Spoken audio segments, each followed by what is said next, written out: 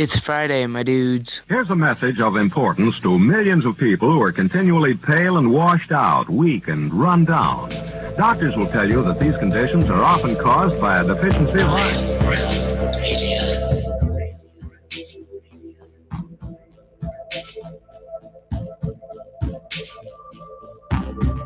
The iron you need to keep you physically fit and mentally alert.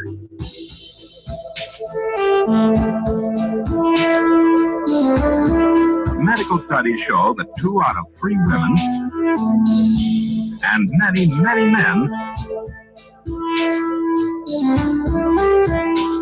lack the daily iron your body requires in a form your body can easily use and put to work.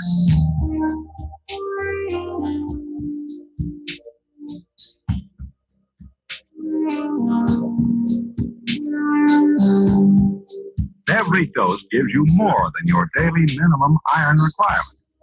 We are the way. We are the way. We are not alone. We are striving for more. So if you're not getting the iron your body needs, We are the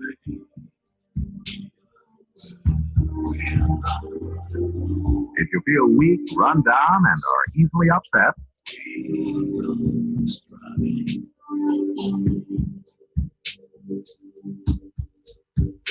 start taking iron today.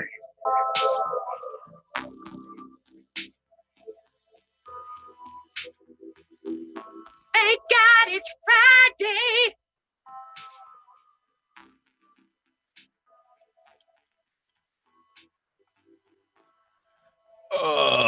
TGIF, everybody. Thank God it's Friday. Thank God it's Friday night. Thank God I am here with all of you fine folks.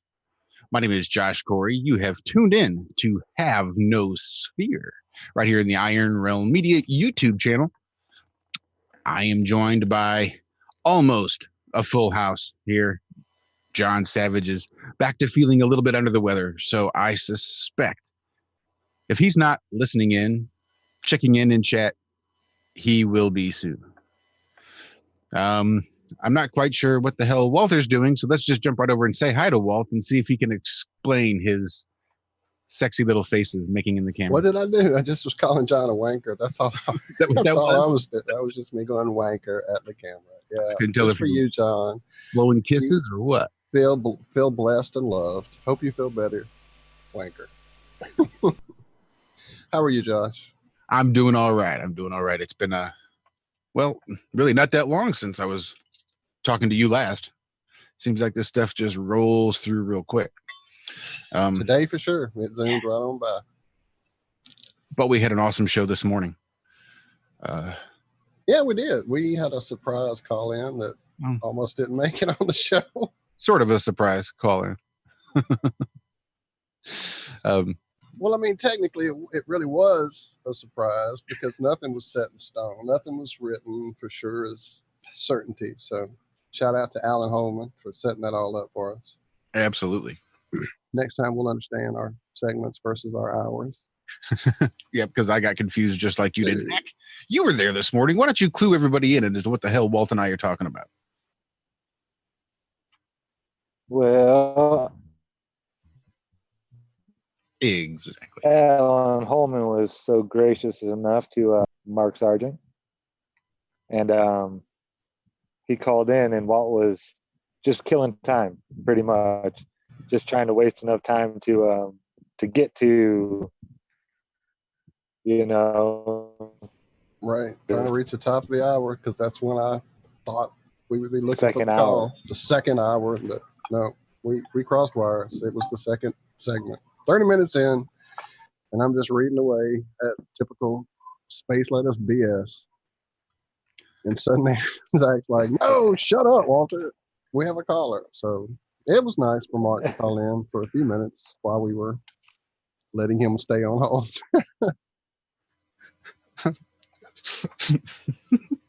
Sorry. I'm looking at chat and I see Flat Accord Music say, I used to picture Walt looking like Timothy Oliphant from Deadwood, which just makes me chuckle. Sorry, fame, I needed that. Makes me chuckle quite a bit as well. So yeah, we had Walt and Zach and I had Mark Sargent call in this morning. Got a bit of a wires crossed, so we managed to leave him sitting on hold for about the first 15 minutes of his 30 minutes there. So aside from that, it was really good. He stayed up late and hung out with us and went to bed just as soon as we were done. But we had a nice, quick little conversation with Mark Sargent. That was fun. Many thanks to our line producer, Alan Holman. So many things that we couldn't do were it not for him. Him and all the great folks in the chat over there on Truth Frequency Radio Live in their chat room. Somebody who you might catch over there on occasion, if only in the chat room, is the Adam Meakin. Now, Adam likes to try to get over there to listen, but usually it's one of those Murphy's Law situations where as long as he's got nothing to do, as long as he starts our show, he can be sure to be interrupted. So I'm guessing you did not catch the show this morning either, did you, Adam? Not a sausage, mate. Absolutely nothing. It was. I'm going on holiday, aren't I? So to be fair, I didn't know you was pulling out the big guns this morning. But even if I had known, there was nothing. It was. It's been a frantic day, an odd day actually, mate. An odd day. I've had to whistle blow. On who? The doctors next door. Really? Yeah, there comes a point where, you know, you can't stand by and watch people not be looked after properly. And if you're aware of it, you've got to... You might need to reposition. Is it just me or... Okay, thank you, because I couldn't hear a word he said. Sorry, I was getting a little maudlin, maybe, a little ponderant. Is that better? Yes, that's much better. Yeah, sorry. Well, Liz, let us know if that's better in chat. Shout. Oh, let it all out. I nearly did it, Josh. You've got a much better voice. I will say while Liz is there, she weren't first tonight, and I particularly, because we were going to chat, I heard we were going to chat Moon, and so tonight's little thumbnail for YouTube, I found it on the Scottish tourist board information thing, that little Highland Q, with a little St Andrew's cross. So I tweaked it a little bit in honour of you, Liz, because you're always first, and then you weren't. But much love anyway, Duck. Yeah, so I had to grasp, mate. You can't sometimes, even though my whole livelihood and business relies upon that business functioning next to mine to provide me an income. Enough's enough sometime, and you've got to actually do what you're supposed to be there and do what you're supposed to do, which is look after people. So, well done, Adam. I'm proud of you. Which whistle did you blow? What were they doing? I can't, if I'm being honest, get into that. It would be unprofessional. But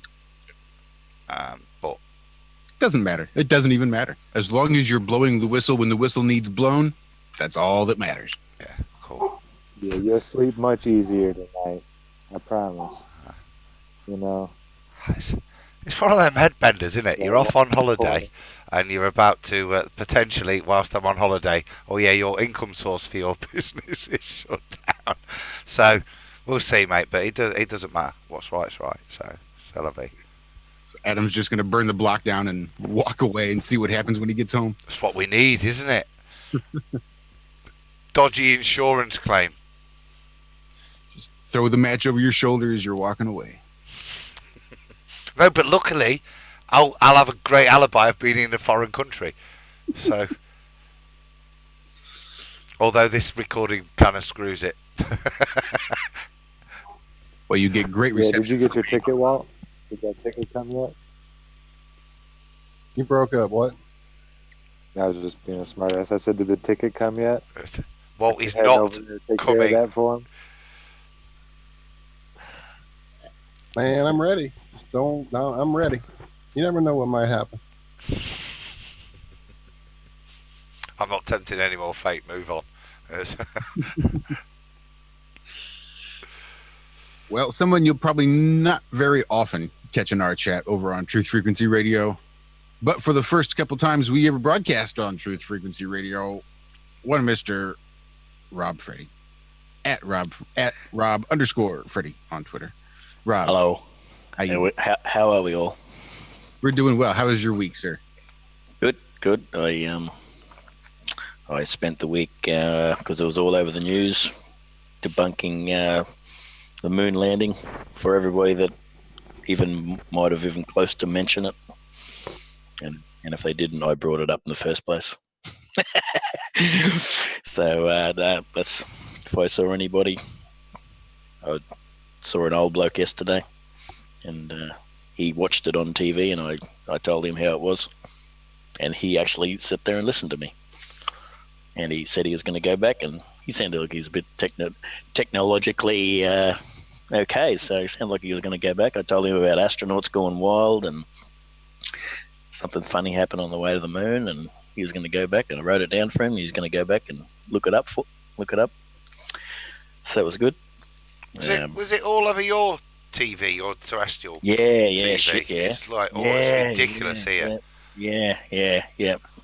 But we've got a commentator on the radio, Ray Hadley. He's massive. He'll be a couple of 100,000 people listen to him in the mornings, and they did a bit of a tribute, and then he had a bit of a commentary after it, and he started talking about what they did and how they did it, and it's just amazing. And at the end of that, he said, I know that some people don't believe that it ever happened, that it was done in a studio, but those people are few and far between, he said, which is ridiculous as well. But then at the end of what he was describing, he said, what they did 50 years ago was just unbelievable. And I'm sitting there in the car going, yes, Ray, it is unbelievable, isn't it? It is unbelievable what they did 50 years ago. You friggin' goose. So no, it's laughable what they say, and and for him to say that not many people are like us, it's ridiculous. Because I think there's a massive percentage of America now that don't believe it happened. Is that right? So I saw some numbers, and I'm pretty sure this was in the U.S. There was a poll taken in 2009. Gallup, I'm pretty sure, was who did the poll. And I believe it was 6% of Americans didn't believe the moon landing ever happened. And 10 years later, I think it's over 10%. So I thought it'd be way higher than that. You'd think it'd be way higher than that too, but you figure there's almost 400 million people here in America, something like that. I think that's about right. I thought it was 385 last I heard, so call it 400 by now because I don't fucking care. So 10% of 400 million is a pretty decent sized pile of people that don't believe that moon landing happened. But in saying that, okay, so if you're one of 10, are you going to sit there and you're a bit quiet? Are you going to bring it up with anybody? Because 9 people in the room are going to ridicule you if you were to bring it up. You know what I'm saying there? Well, it doesn't bother me. It doesn't bother me one bit. I'll rip in anytime. Doesn't bother me. I'm the same way. 9 people out of 10 criticizing me being the 10th. Standing alone against 9 people is not going to keep me from speaking out. Well, but it will. A lot of people will, but a lot of people will stay silent. Yeah, it just takes practice. I mean, it's an authority. That's your peers right there. It's one thing to stand up to your teacher or to your boss and flex your rights to one person who claims to have authority over you. But when you have to succumb so much to peer pressure, a lot of people won't, because that's a psychological barrier they have in their brain. I mean, just imagine the sort of chaos that would ensue if they just started making all of their own decisions. I mean, how much responsibility would that put on a person? At least now you can say, well, none of us believe the moon landing's true. And you don't have to look into it at all. You can just jump on the bandwagon. But to stand up against that bandwagon, that perceived authority, is that big psychological hurdle. And I think it's just a matter of practice. I think once people start to take back their fucking power and realize that the whole idea of this external authority over them is baloney, then standing up against 9 wrong people isn't going to be an issue for one person who understands that they're just following bullshit. Do you think that we have to bring up something new all the time? That a new bit of evidence all the time to prove it was fake? You can't. Not necessarily. We can't keep saying the same things, because they will always say, "Oh, I've heard that before," and I think they must assume that because the same arguments have been over and over and over and over, that it doesn't mean as much anymore. And we need to bring up new things all the time to convince. You know what I'm saying? I really think it's just the person and their wake up process, and hopefully when they get to a point where they're looking for the specific information they need, then hopefully here at Iron Rim we've got a show for them to find and see it. Because definitely, I mean, even when I was a spinner and thought space was real and NASA fanboy and the whole 9 yards, I had heard all the NASA hoax crap and the moon landing wasn't real, and I had even looked at the shadows and was like, it's not working, what the hell? So I had convinced myself, well, the first one, that was fake because we had to beat the Russians. The rest, that had to be real. Go NASA. So it's really the person. It's never the evidence. It's really the person and where they are in their wake-up process. But having the evidence there in new and refreshing ways, yeah, that can help, I guess. Can I address that statistically? You guys, you were saying there that it's 1 in 10, and I wouldn't doubt that. Well, before you do, Adam, I was actually looking at something here. What did you find there in Britain? That's what I was looking at. Yeah, I'll just give it. Well, I was going to be a little bit racist and point out that currently in the UK, that's downright presidential of you. Yeah. That's, in the UK, we seem to be a little bit more weight currently, as of today. I think, or what's the date? As of, as of this week, it's 1 in 5. So you'd only have 4 people in the room, or one of every 4 of you, 1 in every 5 of you, sorry, be believing it was fake. There was a little bit of other. Well, what I will do is this. There was a survey back in April by YouGov, which is what, I don't know, 3 months ago, 4 months ago, and obviously the press and the media attention has had an effect in terms of. I was saying to Rob there, it was, it's all over the telly and stuff, and so back in April, the government survey of a similar size conducted survey of just over 2,000 UK adults. It was 1 in 6. So with the increased remembering of the moon events, we seem to have dropped the number of people who believe in the moon landings by a 6. So it's now 1 in 5 in the UK, 3 months after and since all the advertising has started. So what I would say, Rob, is no, we don't have to keep addressing.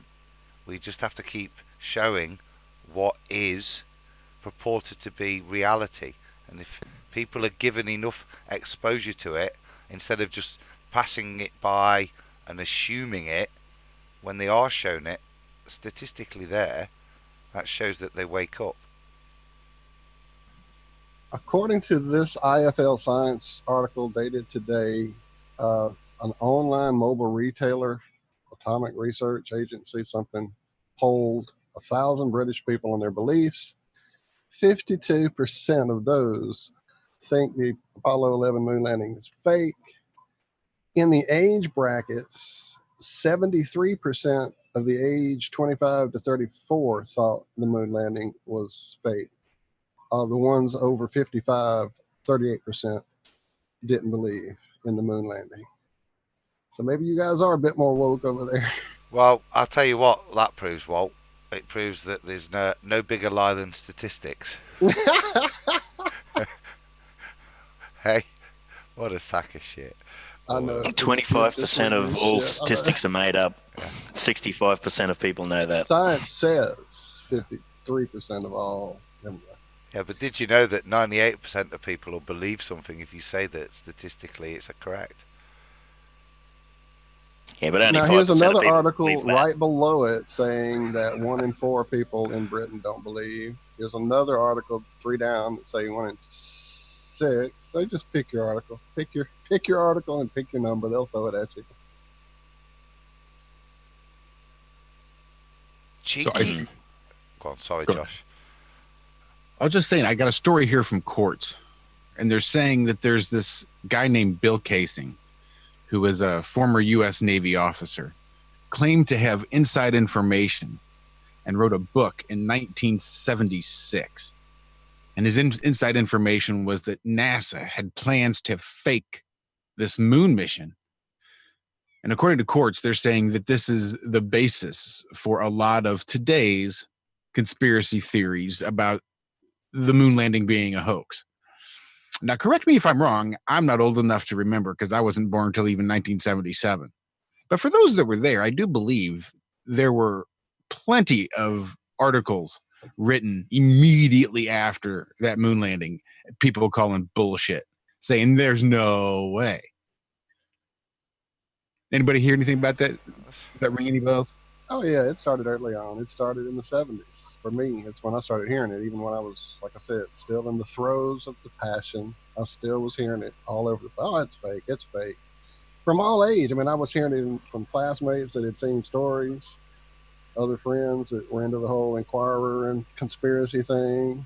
Grown-ups were saying it. I would hear, not my parents necessarily, but groups of grown-ups talking about the fact that it didn't look real to me. Oh, it's got to be real. So it's been a conversation since it happened.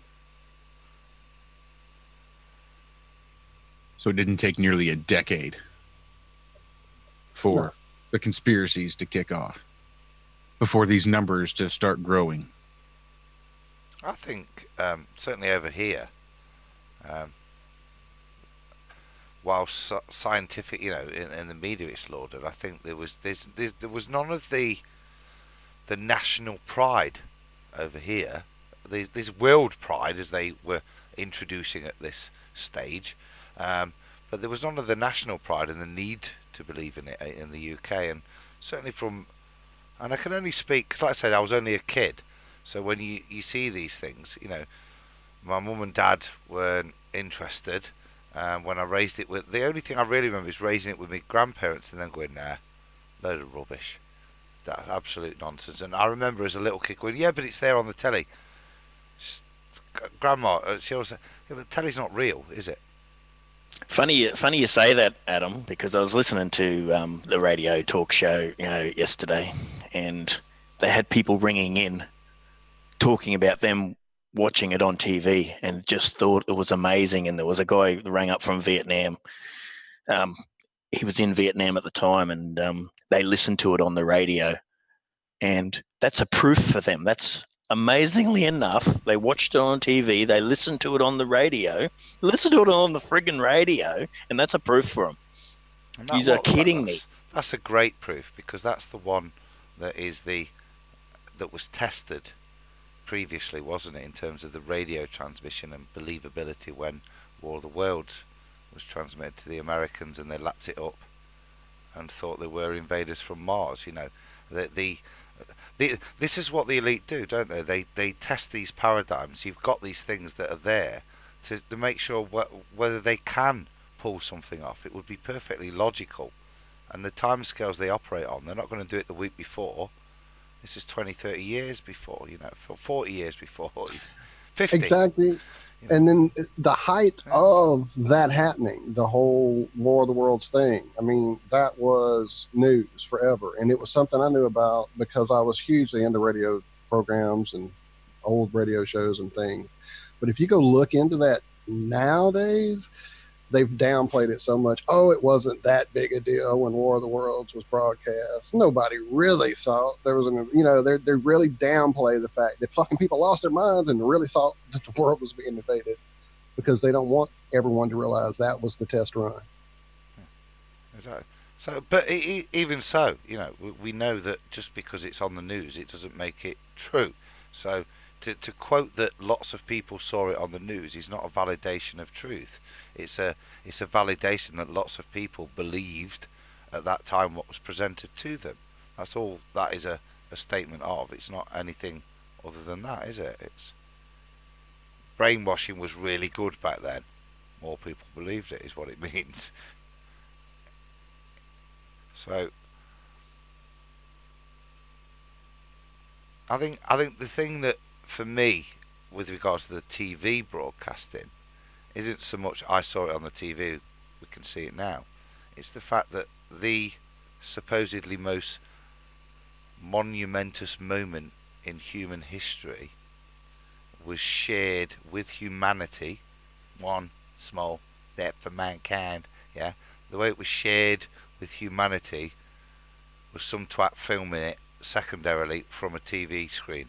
Now, that'd be bad enough now. We've got a GIF later or your missus filming something on a screen today with all the equipment. But what kind of nonsense are we expected to believe that back then the way we were going to share this momentous thing wasn't to have the stream piped and shared with people. It would be have someone to film it off of a TV screen to share with humanity. To believe that in any way that is plausible is just in any way apologetics to undermine, to excuse, the absolutely piss poor quality which was necessary, and it's all about in all of the filming, and we'll look at stuff later, won't we? Everything with regards to the moon that is purported to be real, that validates what the mainstream suggests is happening, is of such poor quality. And they started out doing the same project that they continue today. Ooh, mini rant. I heard one of the radio announcers yesterday say that once they landed, it took them 5 hours to get out. Did people sit there and watch for 5 hours? They watched the rover or the lunar module land and then wait for 5 hours before Neil got out, or what? What were they Well, we doing? don't know. What were they doing at 3.5 hours? Right, what the fuck? I don't know. And then they were on the moon for 21 hours, and then they took another 4 hours to get back to Michael Collins, 60 miles above the bloody moon or something. No, just on the initial point, 5 hours, right? Now, considering that you've gone all that way, it's the scariest shit. And you sit there for 5 hours in your spacesuit, yeah, knowing you've got limited air, yeah, and go, well, before I'm going to get out there. Why? But well, they've got the adverts on, and it's Jeopardy's on, so we can't come out till after Jeopardy. Then there's the news, so we don't want to come out then, so it's going to have to be 5 hours because of TV scheduling. Unless, of course, there is a reason that you would waste. What? How long were they on the moon for? That's surely about 21 hours. I think it was 21 hours. A quarter of your time sitting there doing what? Checking whether you can breathe. See if they had enough film in the camera. Don't know. Battery was charged. Charging. You beat me to it, bro. You know how long it is to get a good, decent connection to the White House from the moon? That takes some sound checks, fellas. You were talking about that cordless extension cord earlier. Maybe that's what did they have that? They must have. Maybe they're just having a smoke. Maybe you're just having their last durry before they jumped out.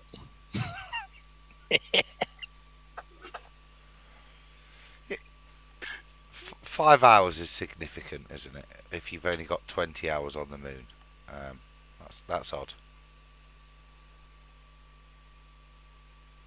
but there's lots of odd things, isn't it? And that's the interesting thing with all of it. It's very hard to, other than the medium in which it's supposed to be occurring in, and it's obviously in opposition to natural laws. Then, other than that, most of the stuff it's a bit like 9/11, isn't it? It's designed for you to have masturbatory conversations around minutiae that don't really matter. Because could you play golf on the moon? I don't know. Could you get a jeep to the moon? I don't know. When the reality is, can you go to the moon? Is still hasn't been proven. Hey, Adam, Yeah. go real quick and check Skype. Ooh, This from Ranty Flat Earth in chat. I just wanted to pop that in there. from Ranty. There's Yeah. there's a thumbs up. I can see a thumbs up. Oh, Nathan, show this on Iron Realm now. Laugh out loud. What I'll do then, Josh, I'll forward it to you, and then you can play it, and that'll be easier. Not the thumbs up, what he sent, obviously. That'd be pointless. You got it? Where did you send it to me? On Skype? Yeah. All right. It's Nathan, but it looks odd. I can't. Oh, that is weird. Yeah.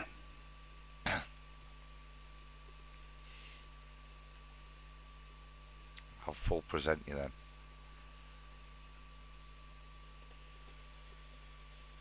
It's creepy. He looks like my uncle. It's Where like are you seeing aged it? or something, isn't it? Yeah, this has been going around. This has been a pretty cool.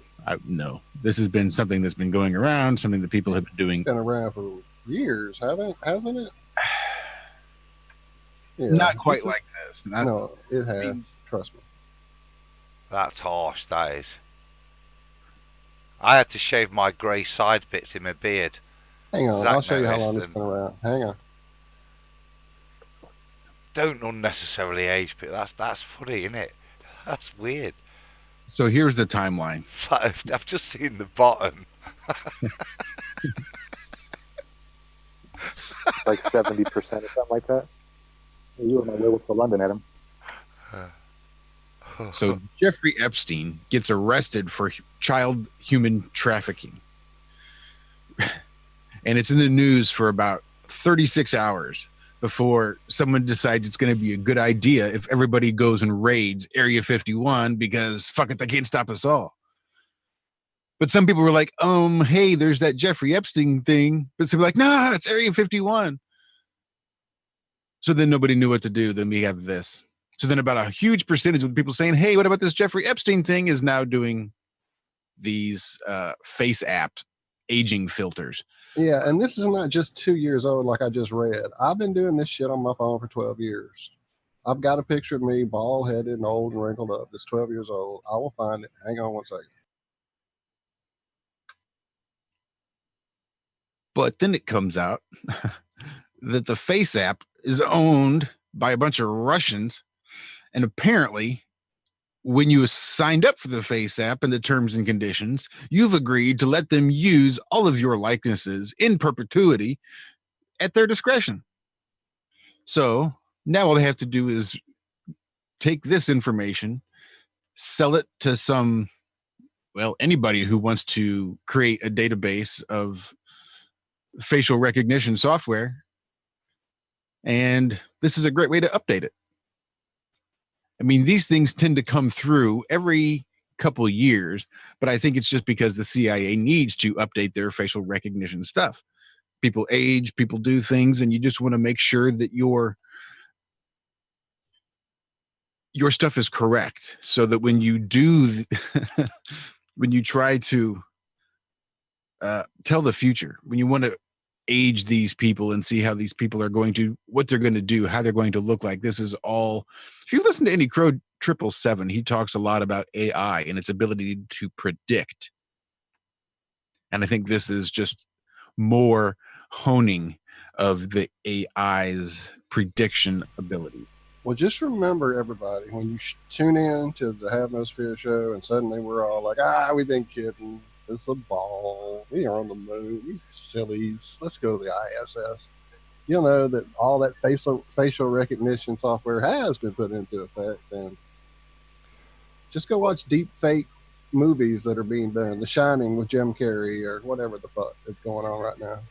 If you've got an app like that is has an algorithm that's predictive for aging, and in some way actually you can then capture the data of your prediction, you're then able to analyze that algorithm and make, not just on one person but on thousands, tens of thousands, just like the statistical data was talking there.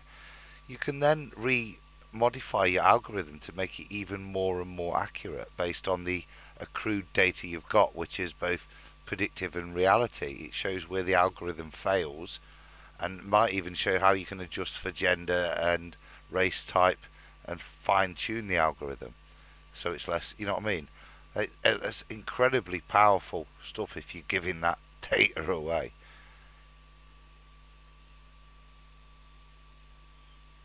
Yes, it is.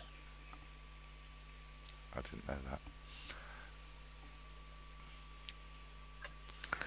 Yeah, so another thing that happened during the week, I forgot about it, was the eclipse in here in Northern Australia. I'm not sure if it was you had an eclipse as well. I'm probably, if it was, No, we would have couldn't been see it way here. in the It was- afternoon. No, it would have been in the afternoon for you.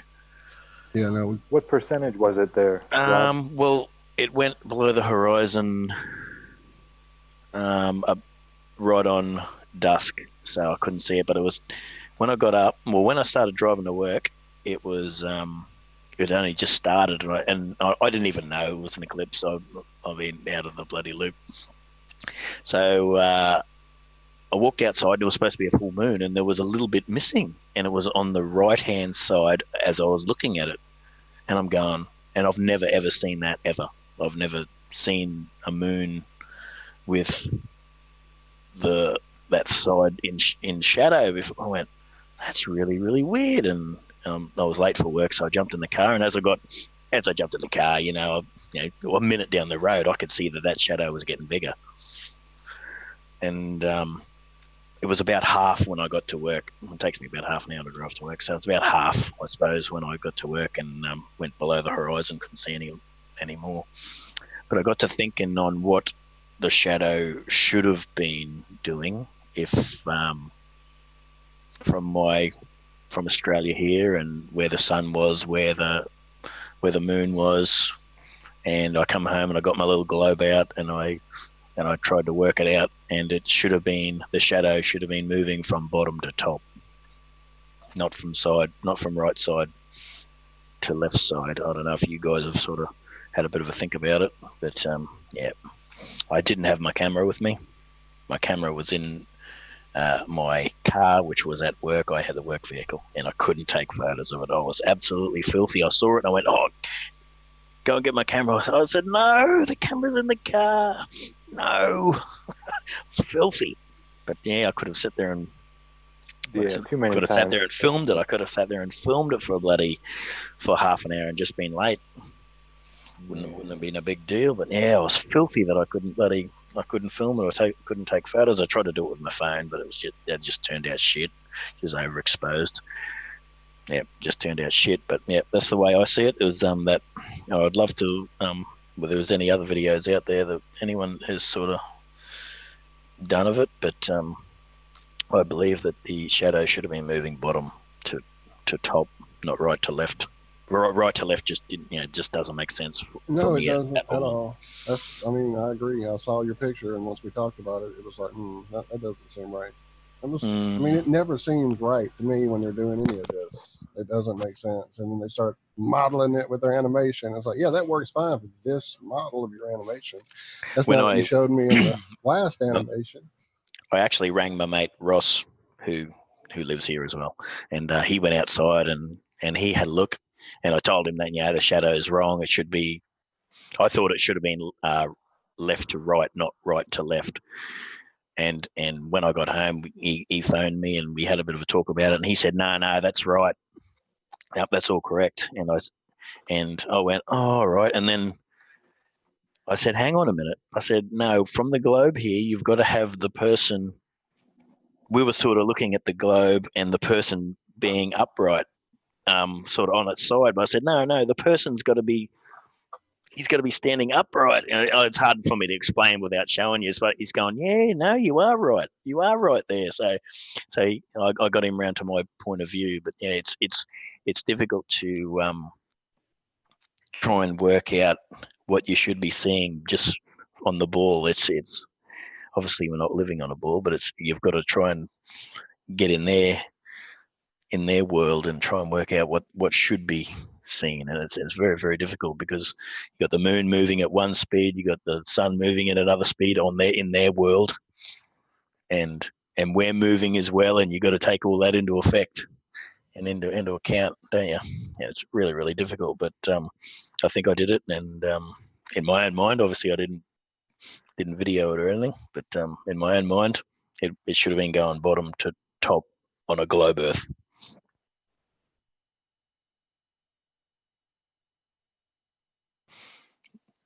That was the same deal when I went out during that not New Year's, but it was January, 2 years ago, I guess, and did that early morning video of the moon being eclipsed fully, apparently.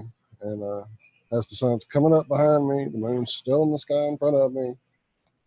It's coming from the bottom. I mean, it's coming from the top down, but the sun's in the sky behind me, and it's like, this ain't working, people. Sorry, your model's flawed. The other thing I don't understand then, Walt, is I'm seeing a shadow on the moon. We all see them, I'm seeing it going down, but shouldn't you have been seeing it as well? Or no, it's too late for you. It's already. Well, England should have been able to see this. The moon should have been. Adam, did you hear anything about it? We had no visibility. It should have been rising. It should have been rising for you guys. What time was it yours? Sorry, but I've got me. Yeah, 6 o'clock in the morning. I've got my mouth round of a Portuguese tart, so I apologise. So 6:30. So it'd be, so that'll be night time, 8:30 at night for you guys. So yeah. if the moon's in shadow here, then the moon's in shadow over there for you guys as well. I didn't even look because we weren't given any prediction of visibility. But what I did notice about the moon this week, it's been rising really late, so 8-9 o'clock before it's starting to come up to the visible horizon. So, yeah, as it rose, it should have been in eclipse as it rose. Yeah, and it probably later than that, to be honest, Rob. Let me go and see where it is now. Give me a sec. I'll put on mute. But no, it doesn't mean anything now. It's already the eclipse has happened already, Adam. Forget it. All right, forget it. The English can't trust the English.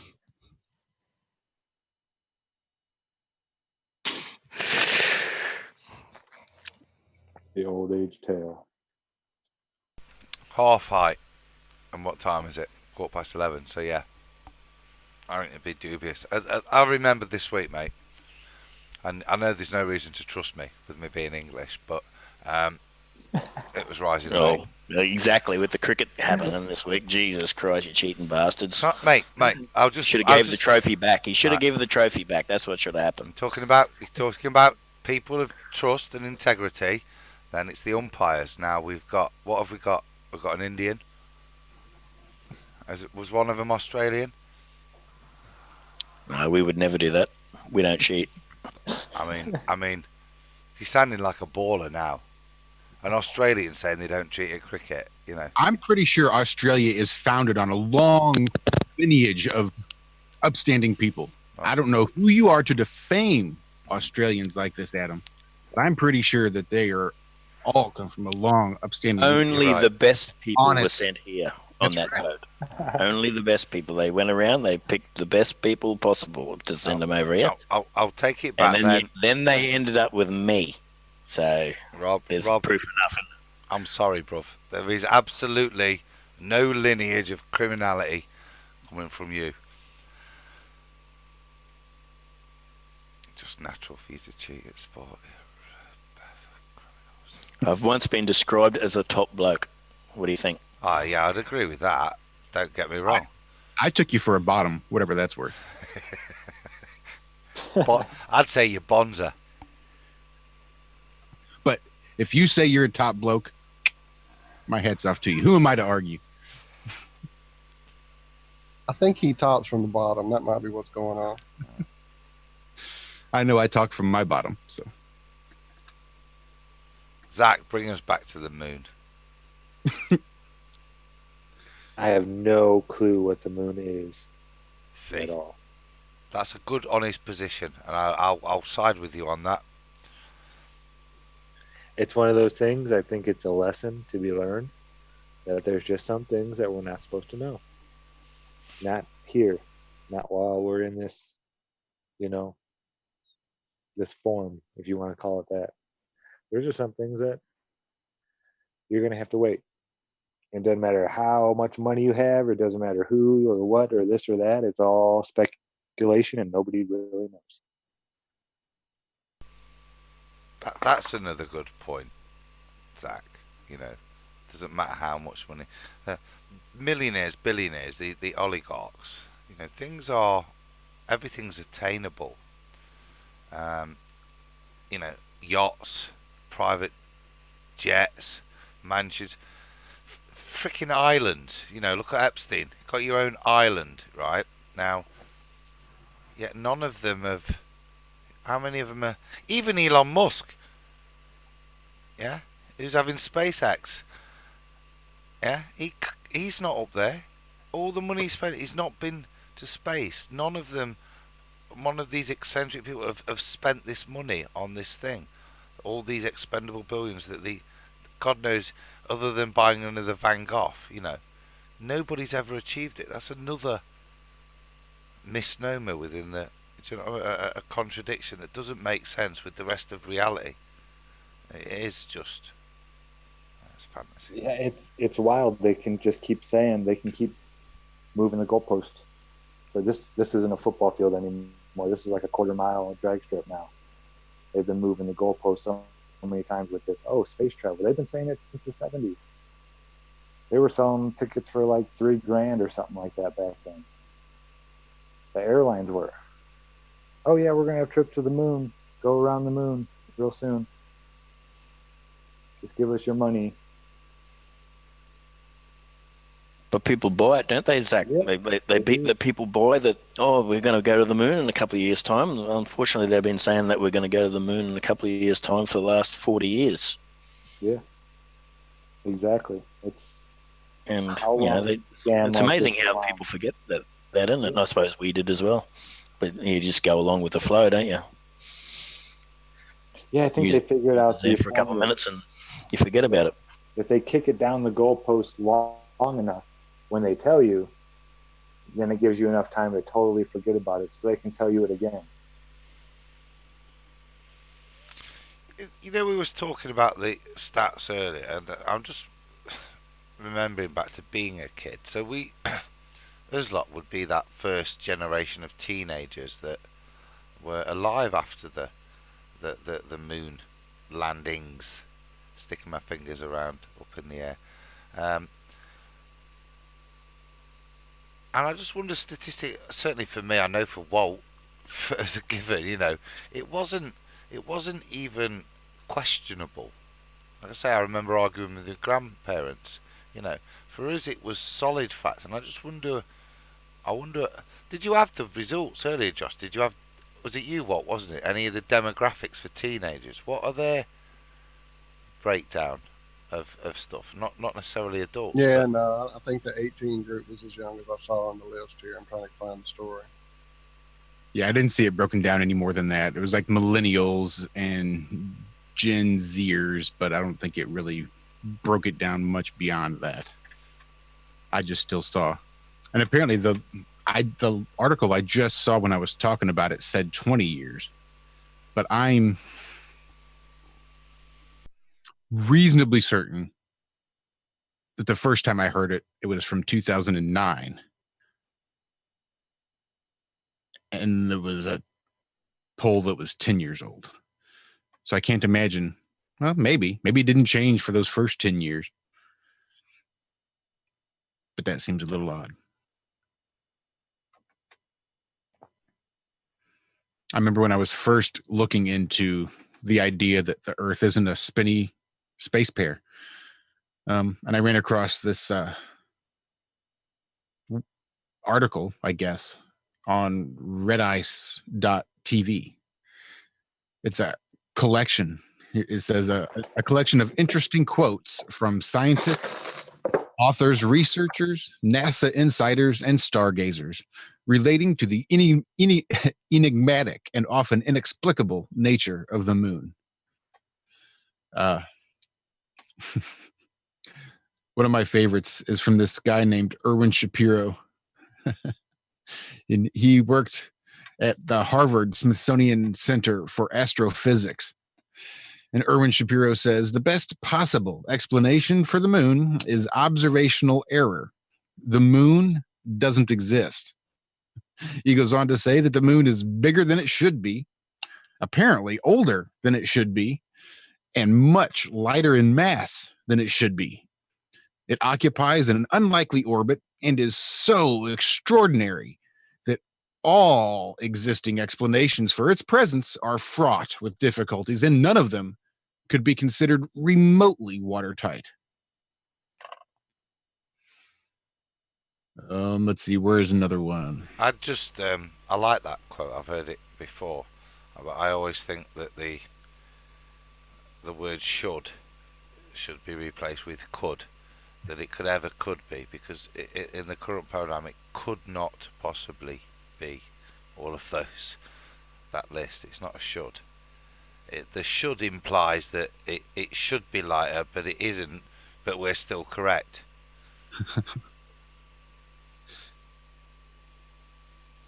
Carl Sagan says that a natural satellite cannot be hollow.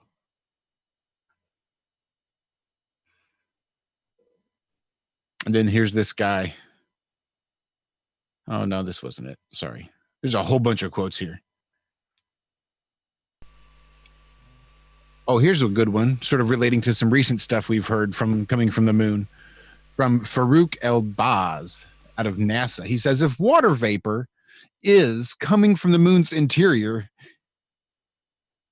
if water vapor is coming from the moon's interior, is this serious? It means that there is a drastic distinction between the different phases of the lunar interior, and that the interior is quite different from what we have seen on the surface. I guess that wasn't quite as interesting. There's some pretty good ones.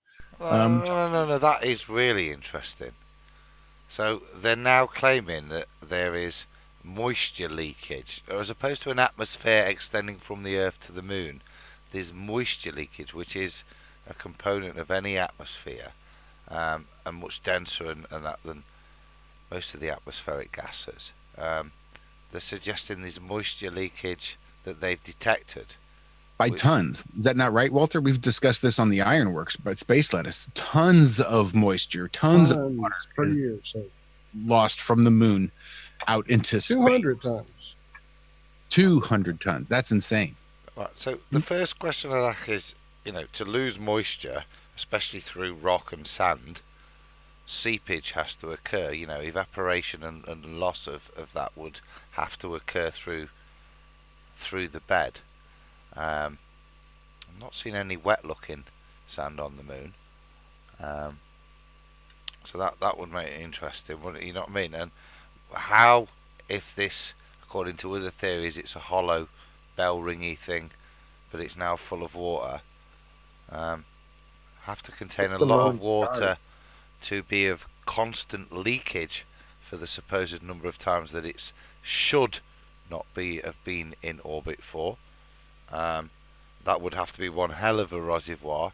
The postulation I would suggest is that if you're detecting water coming from the moon, it's probably not likely it's coming from the moon, but you may well be detecting more moisture leakage,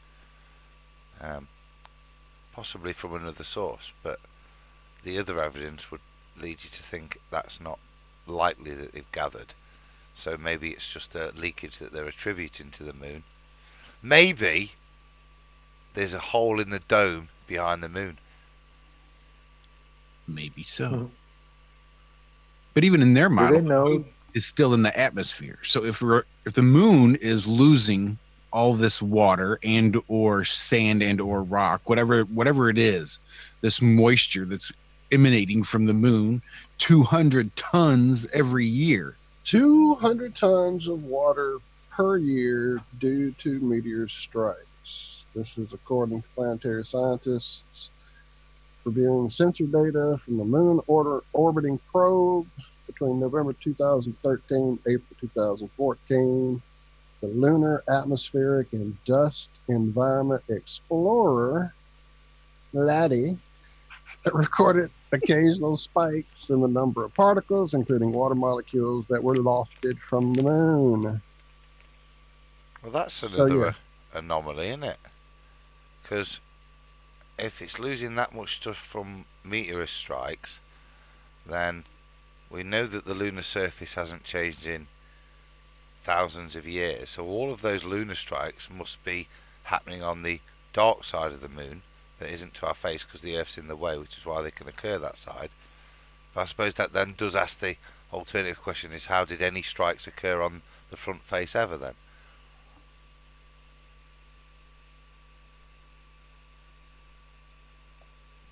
Wouldn't that be amazing to film, but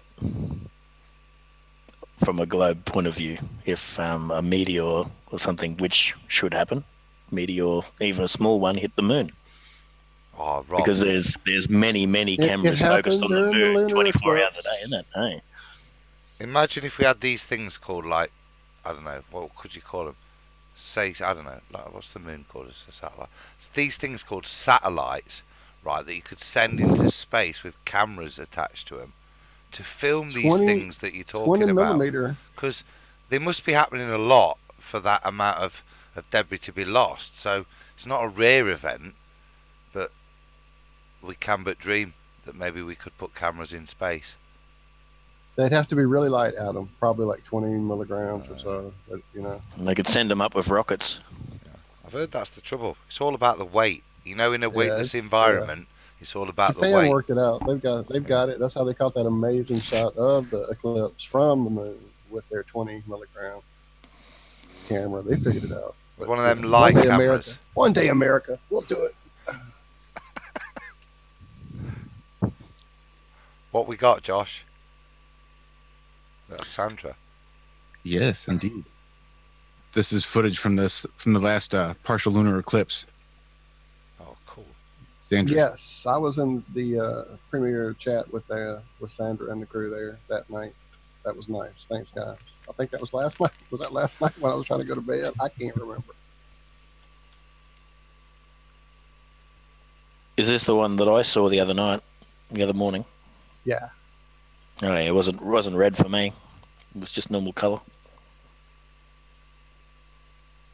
Yeah, well, that's because you've not got any sand from the Sahara Desert kicking up, mate.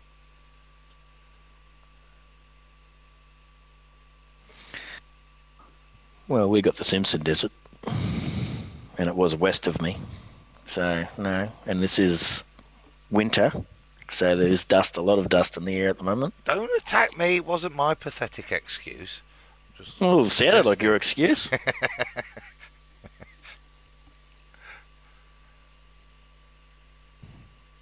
Because they can predict when it's going to be a blood moon and all that sort of shit, can't they?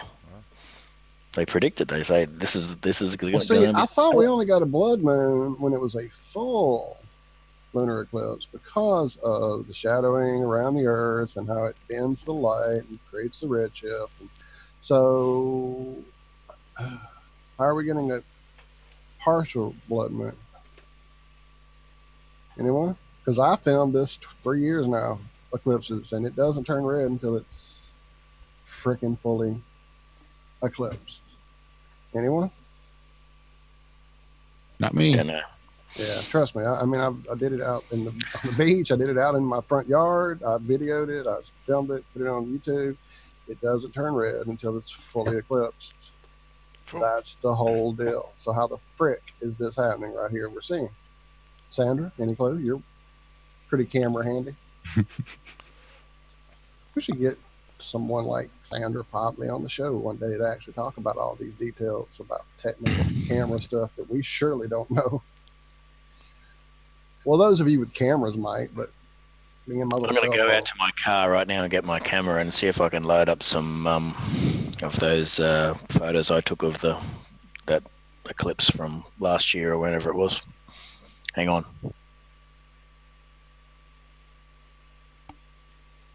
I'm not waiting for him. I'm not waiting for him.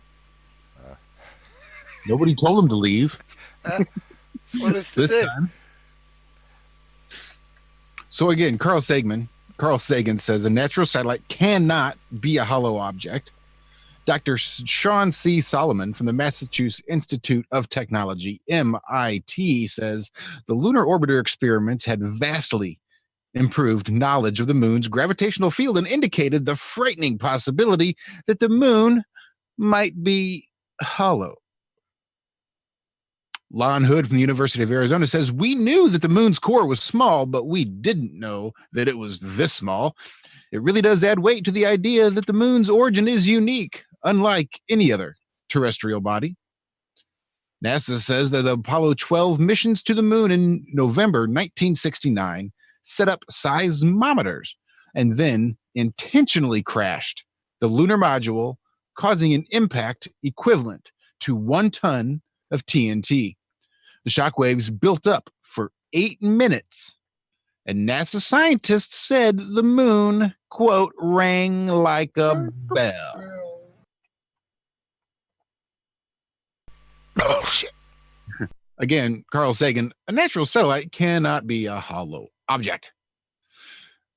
Maurice Ewing, an American geophysicist and oceanographer, says, as for the meaning of it, I'd rather not make an interpretation right now, but it's as though someone had struck a bell, say in the belfry of a church, a single blow, and found that the reverberation from it continued for 30 minutes. Ken Johnson, a supervisor of the data and photo control department during the Apollo missions, says the moon not only rang like a bell, but the whole moon wobbled in such a precise way that it was almost as though it had a gigantic hydraulic damper struts built inside of it. I'm struggling for a second there now, because I was getting into the analogy, and then I had this sudden thought that bells, they require atmosphere for the sound to propagate in. And I did have a panic until, thank God, there is that partial atmosphere now between us and the moon. So it's all right. Partial shit. The moon sits halfway. It's in the right smack dab in the middle of Earth's atmosphere. Yep. So it's got plenty of atmosphere to ring like a bell. Yep. Are you being sarcastic? Suits or hard, space suits or any of that shit. Sarcastic in so much that I don't believe that it fucking sits in the middle of Earth's atmosphere.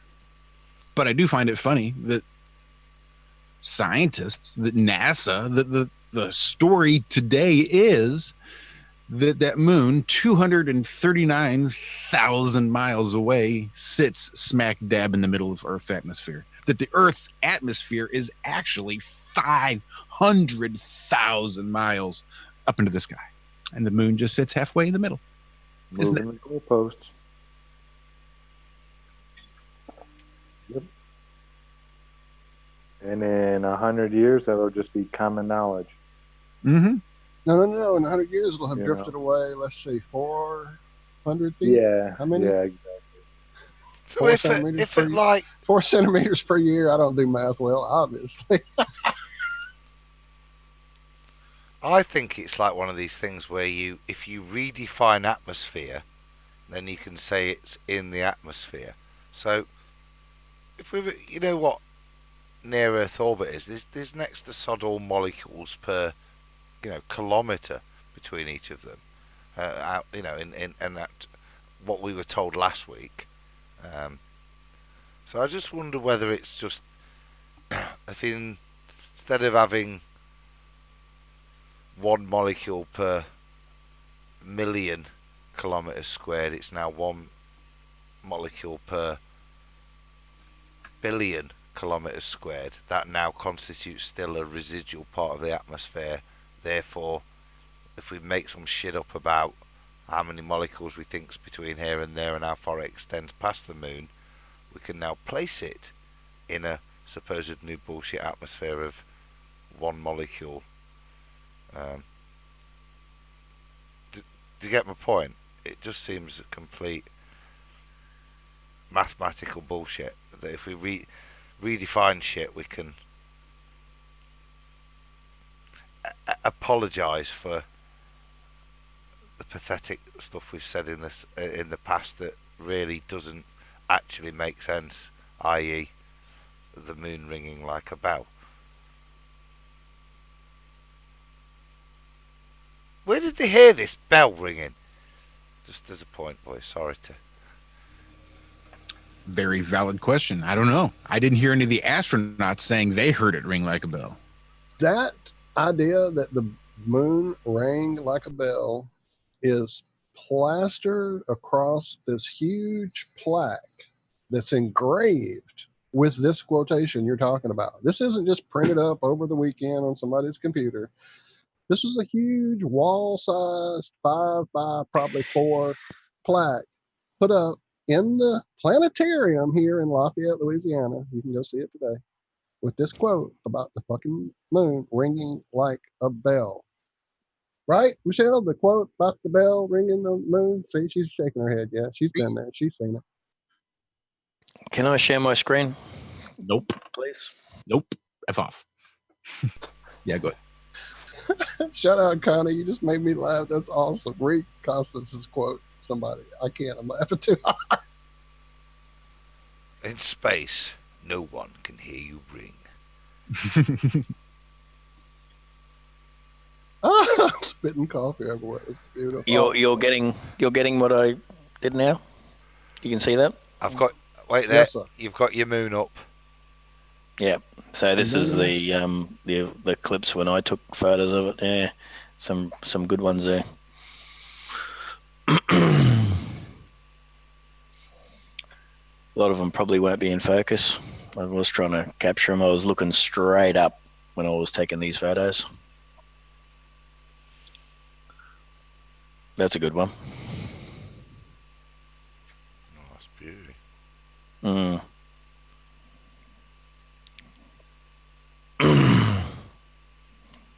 Yeah, so is that one.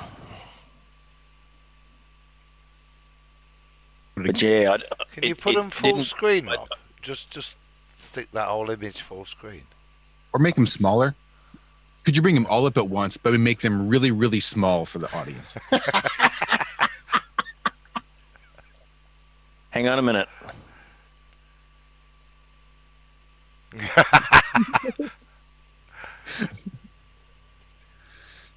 I'm pretty sure they have a text tool on there, Rob. You can just type it out. That's he's hanging upside down. What do you think? What do you expect? Legibility? Yeah. So go away. That's much better. Thank you. Thank you, Rob. Thank you what? Thank you for doing that. You're a bloody good bloke. Thank you, sir.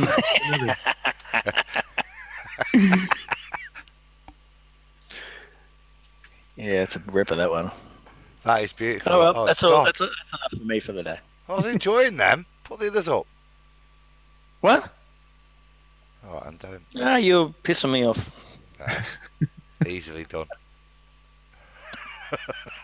I didn't even know where they went. Where they go? That is. I love the rainbow shots too. Yeah, I saw Ron Hagbard had posted a video of the infrared rainbow. Different angles, different cameras, infrared. That's that was amazing. Pop that up in a minute because we were just talking about that. Michelle also sent me a picture I want to share. Hang on one second.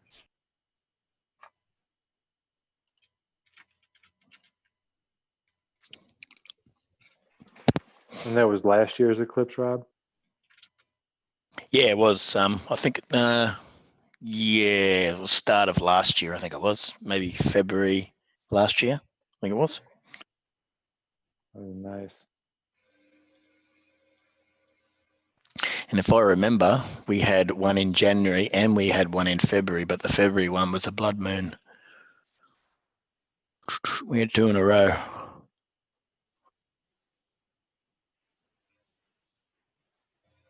Can't remember. There was something that hadn't happened in 50, 60 years or something like that, because it was so close to each other. But they can predict it, can't they? Right? Just like for thousands of years.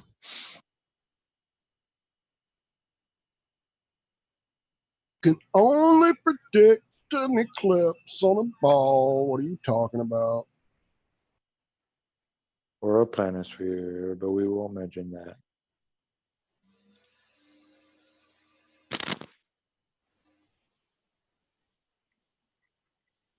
Is this a rainbow on wall? What now? Oh, he's in blue. Is this a rainbow? Yes, this is Ron Hagberg's. Yeah, this is wrong. Rainbow. Okay, is this the one where he goes? Maybe I won't run. Okay. That's some high spec there, Josh. Surprised it did that well. To tell you the truth.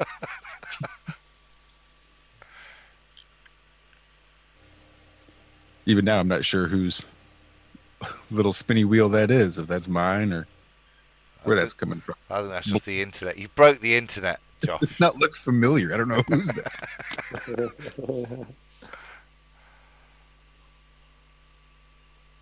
I've never even seen settings like that. Where did you get a setting like that? He's big boss man. He has all the power. He has all the toys.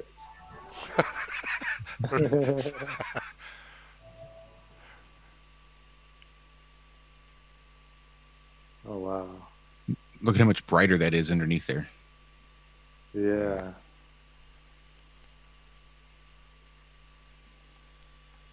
Yeah, that was a good pickup, Josh, that you said the last time we were talking about this. I never noticed that before. It's a couple of shades lighter or darker, wherever you like to call it from. But yeah, it's definitely seems like it's a different shade, doesn't it, from one side to the other? Even multiple shades. The center, because if you have what they call a double rainbow, which I want to really not call double rainbows anymore. I'm still convinced it's a tube. It's this tube of light there that you're seeing. You can see directly through it, except at the edges where the light starts to, diffract and bend out, and you can see then the colors. But the double rainbow is that they're calling it the reflection, right? Because you can just see it on this side and see it on the other side. But if you look in between the double rainbow, in between that where that tube is, it's darker. But then even on the inside, underneath the rainbow, it's still different shades, usually lighter. So you have the lighter shades, the darker in between the double rainbow, and then the colors that we normally see, which is above the double rainbow and the whole rest of the sky. It's in between the double rainbow and then on the inside of that rainbow that offer the different shades. We just had one here 2 days ago. I watched and still saw the same thing. The 3 different shades, the sky, the darker, then the lighter even. It was really strange.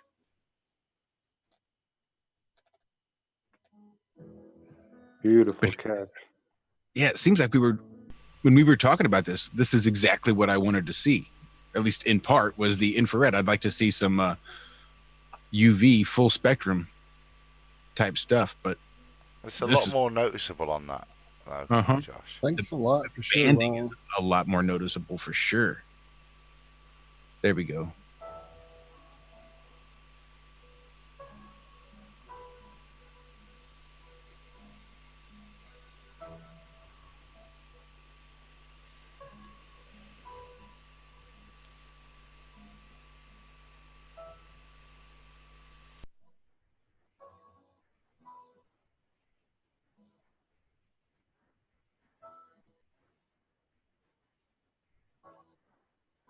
Look at that banding in those colors.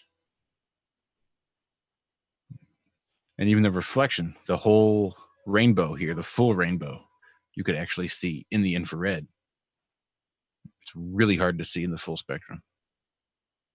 So why did this guy film this for? What? Just for something to do? As far as I know. Yeah. I mean, because he hasn't got many views there, so he's not.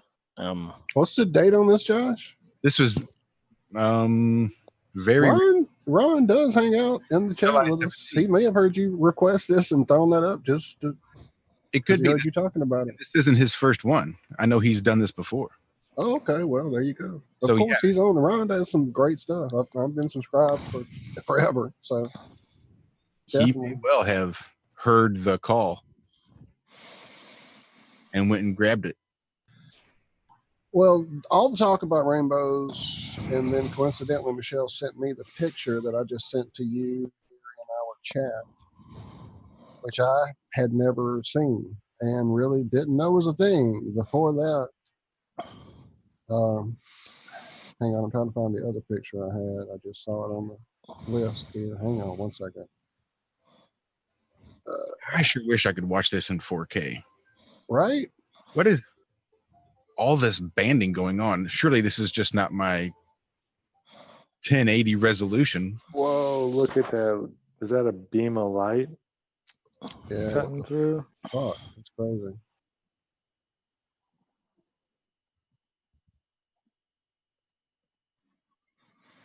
It's got to be my resolution. It's got to be my...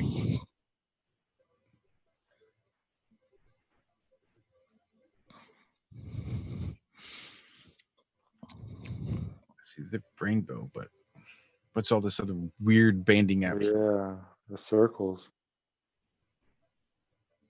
Here it looks a little distorted with the light. The light comes through and kind of distorts them all a little bit.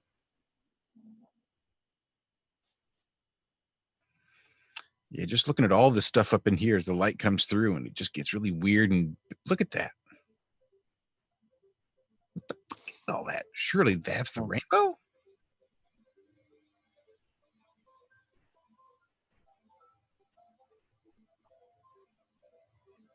Wow.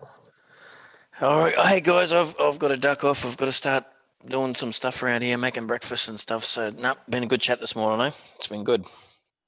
Yeah, it was good to talk to you, Rob. Hope we could alleviate some of your frustration after having seen all of the hype for this 50th anniversary. Man, that's some bullshit. Yeah. What's the last thought you want to leave us with, Rob? Yeah. Make it a good one. They're full of shit. Nice. Just like all the POMs. Yeah. Except for the ones that are in chat right now, they're all good. But yeah, just the other POMs that yeah. Good or bad, Rob? Good or bad? They're all world champions. They're all cheating POMs. It's got to hurt, hasn't it? Does it hurt? And they probably believe that the moon landings happened. Aye. Your national sport. The best thing. It wasn't the final that was good. It was absolutely destroying you guys before it. Not just close. We're not even trying. Proper ass pounding. It didn't look like you tried, to be fair, mate. Because that's good an explanation. Yeah, we didn't want to win it. Even New Zealand, they must be a lot better than you, New Zealand. Yeah, they are.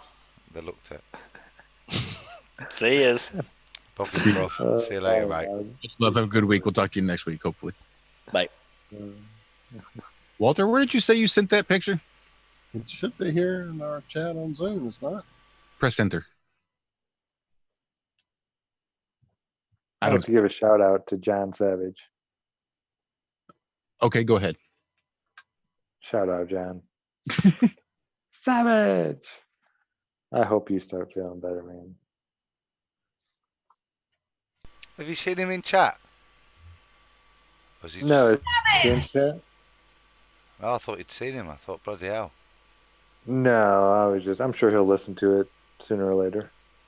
Well, I am confused as hell. I'm looking at a list on my phone with 3 photographs I sent you to Iron Rim Media on the show where you were incoming calling to me on Zoom out. I have no clue why you don't see them because they're not in the chat here. I don't know where they landed, but they're in my phone as going to you. All 3 in a line. The first 2 were not related to this. The first 2 were First things I saw when I came on this afternoon getting ready for the show, the first one was that I was no longer subscribed to Iron Realm Media. So I went to check my list of the Iron Realm Media team who I should be subscribed to, and I was unsubscribed to everyone in the group. So go check your shit, everybody. That's funky. Wow, are you serious? Yep, I took pictures just to show y'all. I was like mad about it. I was like, man, fuck you two. Fuck you, you two. Wait, let me get my camera on so they know I'm really serious. Fuck you. Fuck you. Fuck you, you two. All right, thank you. I'll tell you what. Fuck you, Johnson. Unsubscribing from me. I'm not having it. See, that's it. Everybody thinks I unsubscribed. I didn't. It was the AI did that shit. A dick.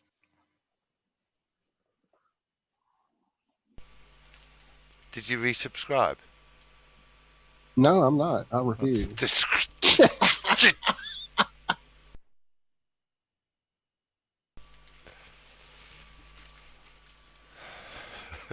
Right. Well, I think I found them. Where are those pictures? Did you find them? Because I cannot. I'm trying to find them on the computer before I resend them. Where'd they go? Well, it looks like you sent them directly to me. Not to the group chat. That would explain it. So yeah, the first two are those shots of everybody unsubscribed. If you just want to share that real quick for the confirmation of me and less insane. Then the picture really is crazy of what Michelle sent me. Yeah, I'm gonna have to just save them all.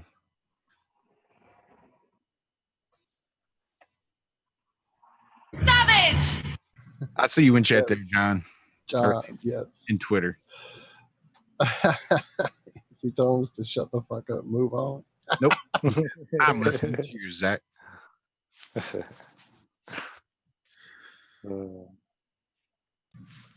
Feel better, John, for sure. So We have tonight a moment of silence for him. we were supposed to have Cammy on tonight. Yeah, she's not feeling all that Did well you show either. the pictures? Did you find them? I'm pulling them. I had to get it through Oh, I didn't know you were I'm on doing all my kind phone. of tricks. I thought it was easy. I'll yap for you. What's up, everybody? I think I'm actually getting real close. I got him in Telegram now. Now it's just a matter of getting him from there. So you can't just Zoom them Like, somehow? I can access the group chat here in the call. But you can't get to that. I don't know if I can back out of the call to go to my private chat where Right. like my Oh, separate shit. out of the call chat. We're learning a lot about our app tonight. Thank you all for putting up our on the call production. I could have just sent them to you differently by now. I'm so sorry. That's all right.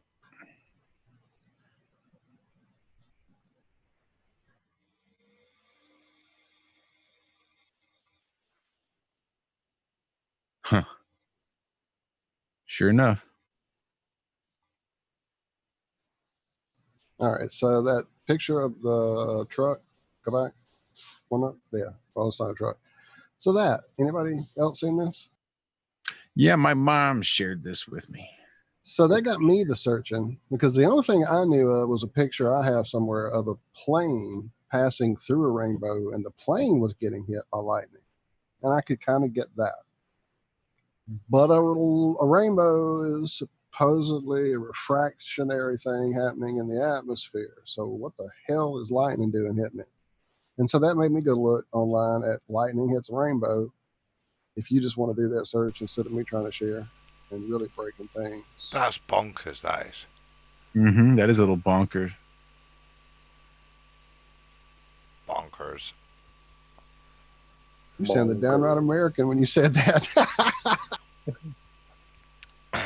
And that London. Give us your best American accent, Adam. Oh, God. Well, okay. Wait, there's Can't be southern. Can't See, be like redneck either. okay. See, what we got here is failure to communicate. So, get what we had last week, which is the way he wants it. Well, he gets it. Do, do, do, do, do. and so on. But yeah, will that do you? Oh, that was so brilliant. Oh, that is now my new jingle for my phone. It's going to be my answer when people call me. They're going to hear it. Oh, that's brilliant. That was pretty good. Wow, Oh, look at that. kudos to Guns N' Roses that taught me that. So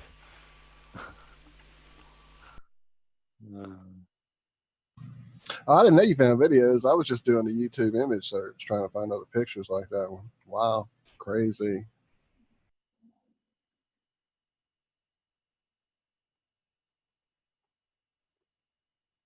badastronomy.com.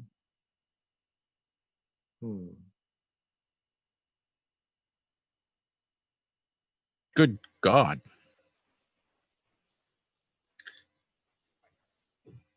That was There. totally a different The color. 3 different shades where it's lighter in the center, darker in that band, but then out here's the normal color in the rest of the sky. Wow. So it's like a tube of infrared, and you can make out the edges of the tube where it's diffracted and split here and here. And Is this the fucking plasma tubes that we suddenly see at a certain angle through the fucking light? Is that what this is? That would make sense. I could dig that. The plasma tubes that girl from Australia? Rob, where are you? Wasn't that where she was from? No, maybe she was from Indonesia. Surely if they were somewhere in that area of the world, damn it. I don't remember. Rainbows, I think that would be a little obvious. I don't know if it would be. Hell, we've been told so many fucking lies at this point. We don't know what's obvious anymore.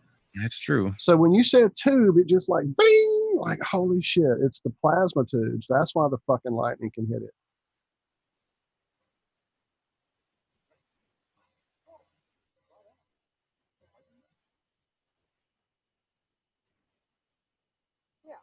And so they react. They whatever the word is, with like noble gases do with light in the sun. So the sun somehow in the right magnospheric thing happens, and boom, one of the freaking tubes illuminates.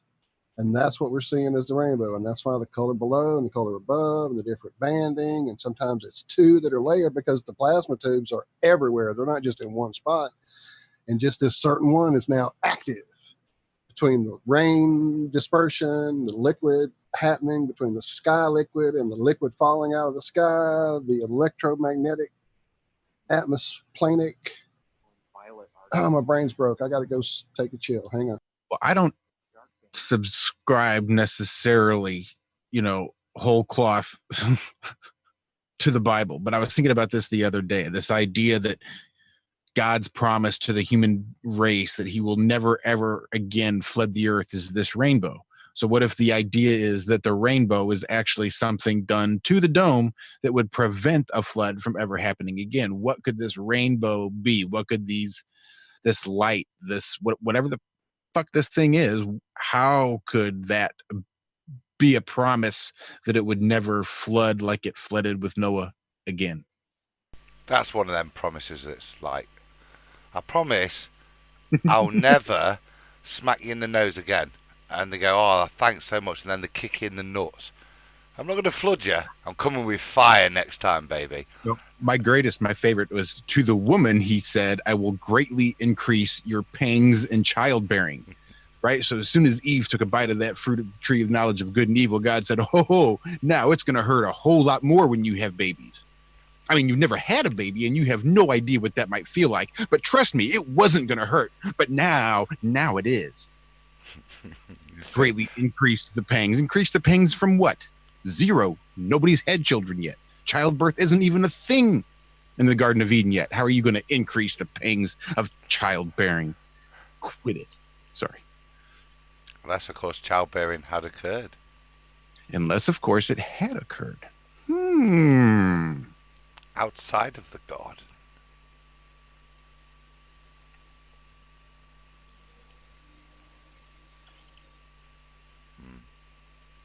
Getting a bit deep again. That reminds me of In the Week, that, Josh. That was funny, man. It was. I got ganged up on by a load of Christians in the week, boys. but it was quite good fun. I don't know if you saw Nathan's. I don't know if it's out yet, or if it's on now, or whatever. But in part of the after show, we got a bit theological, so it's worth a good chat. I think the initial conversation actually started out with, yeah, the ballers, they're a mixed bunch. Some of them are atheists, some of them are Christians, some of them are agnostics, you know. And I think Flat Earthers prove the same. But yeah, give a shout out to that if you want to go and watch it. Listen to me flounder in my uncertainty of my spirituality. It's probably a good giggle, to be fair.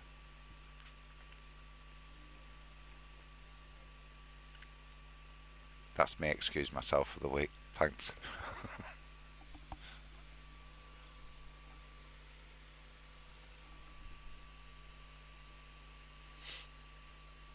Quite a few videos with double rainbows, huh? Yeah, if you look, you can find full rainbows, like big circle double rainbows that shows still this exact same thing with the colors. But just look how much lighter that sky is. Well, not now. So, Not Josh, coming back to the tubes, yeah?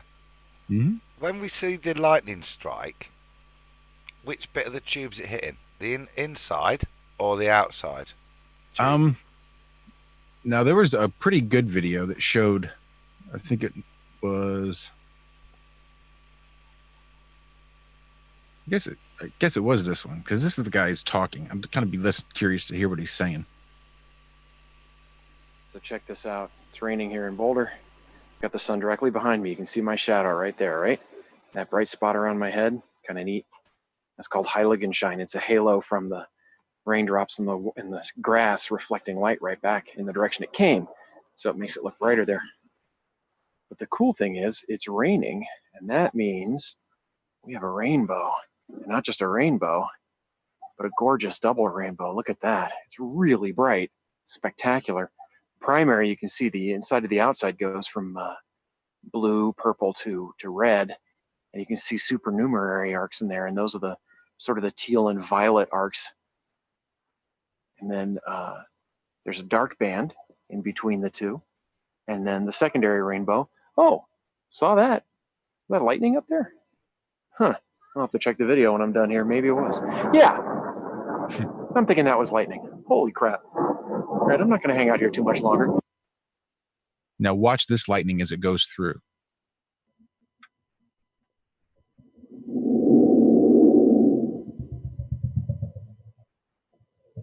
Wow. Rewind that. But you can see the secondary rainbow with the colors reversed because there's an extra reflection inside the raindrops. In between the rainbow, it's dark because the raindrops in there are reflecting light away from us.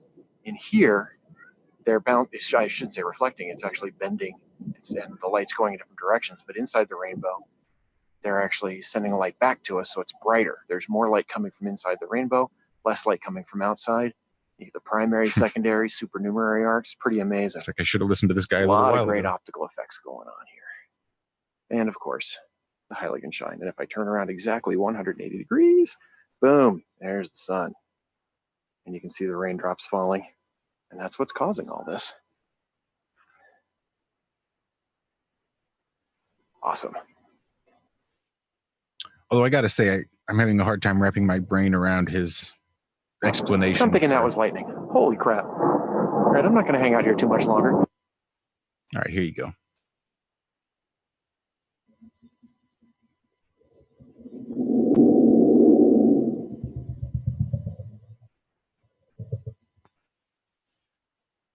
Is that lightning up there? Huh. I'll have to check the video when I'm done here. Maybe it was. Yeah. I'm thinking that was lightning. Holy crap. All right, I'm not going to hang out here too much longer.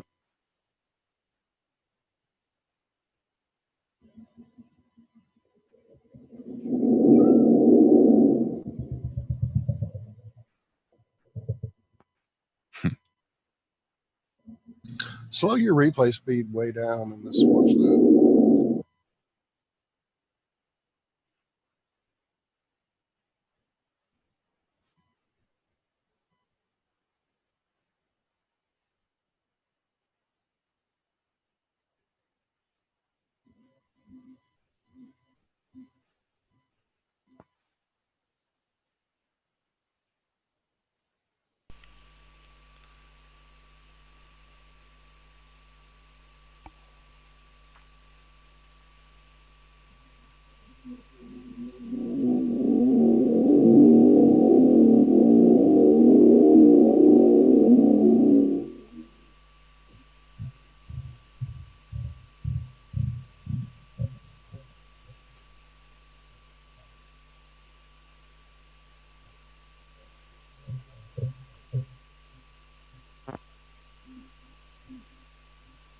That's interesting, isn't it? Because it's not like the other shot where it seems to interact with the rainbow, but when it reaches it, look, it shoots And through. did you right? And you Yeah. saw how it angled across the bow at the top, right there for a second. Mm-hmm. And it joins up. But it certainly seems to interfere with the lightning bolt, doesn't it? It seems to affect its pattern and behaviour. Right. That's what I'm saying. Like that 1 second it goes across the top. Yeah, goes up there, Once look, at the there, bottom. there, that's it. Right there, right there. Yeah. What the fuck? It hits the bottom first wall, then hits the top rainbow, and then the big crackle as it comes through. But it certainly seems to interfere with the standard crackle of the lightning that's occurring when it hits that point. It does seem to dissipate and change its nature a little bit, doesn't it? Yeah, it looked like that last bolt we saw there to the right. It looked like both bolts were dissipating as they were approaching the bottom of that second rainbow. The bottom rainbow. Just go back a frame there. Right there. Okay, so maybe it's just we can't see it because it's dark. Fuck, I don't know. It's nuts.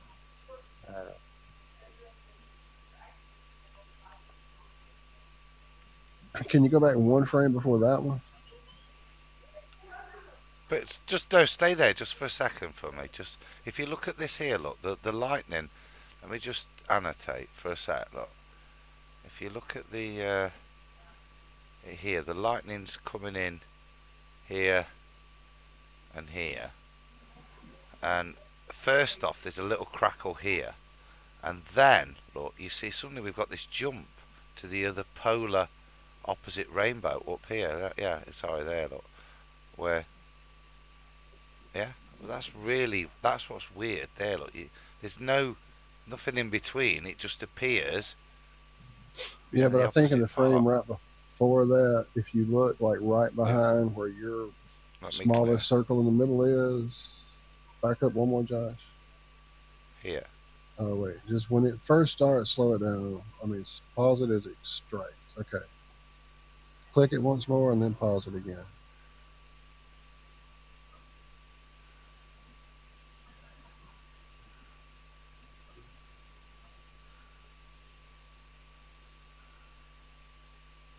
There it is. Yeah, it was there and then there. Look.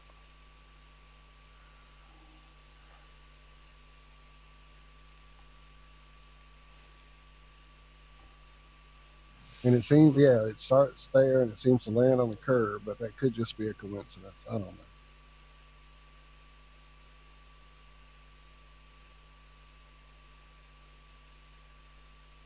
And look, it's all crackly throughout to a smaller bolts, I guess. Small arcs through here, yeah. I just find it hard to believe that rain is going to refract the bright light of light in a way that we can't see it right there. That's just nuts in itself.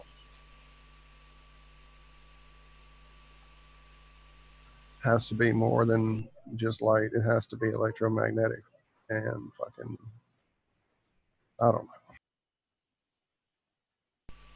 know. There appears to be a little bit more at play there than just the description he gave with regards to the emission of light through the middle passage and the lower passages. And there appears to be I wonder if he's significant variance. Oh yeah, I wonder if he commented in his own video about this when he went back and watched it. If he had something to say about the lightning in his commentary, maybe a pinned comment or something. You can see as it comes through, there's a bit of perspective involved in terms of lightness, but that doesn't excuse the big jumps. And actually there is the big gaps in visibility just don't make sense for how bright lightning can be. That just doesn't make sense. Not if you're going to excuse it as perspective in this darkened area. It doesn't, because it's coming through apparently, but that the behaviour outside of the rainbow, look, is natural again, and as it comes in, it's as it natural. comes through, right on the other side. Yep, the third side or whatever, the third layer.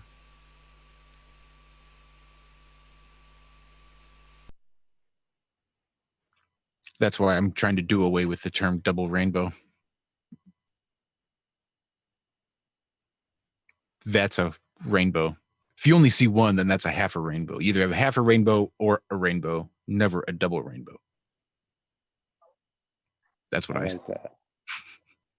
It's a mirror image again, though, isn't it? Look, the red's on the inside of the tube, and the greeny blue goes to the outside of the tube. Now, when I was looking at the rainbow here a couple days ago, I had this sort of weird, almost yet another reflection on the inside here. It was a whole nother, it was much brighter and more compressed, but past the violet stage. It was almost like another thin, small, compressed rainbow on the inside. It was really strange. And it's one of those things you can't look at a rainbow for too long because then your brain starts to do goofy things. And especially this one that was really like HD and clear. The colors were super bright. It was just really strange. I don't know. Ever since we've been talking about it this last time, or that first time, it's always been stuck in my craw, so to speak. This idea of rainbows.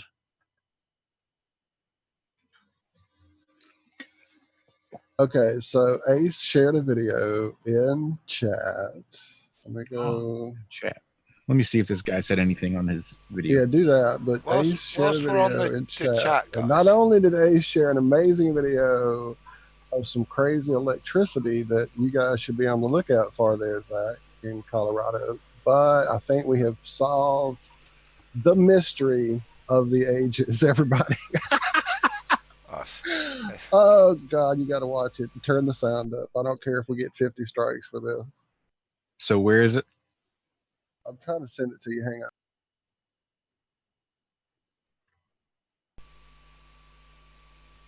I was going to say, while you're sending that, Walt, I'm going to stick the advert, the chat page back on, actually. But is the flatline open tonight?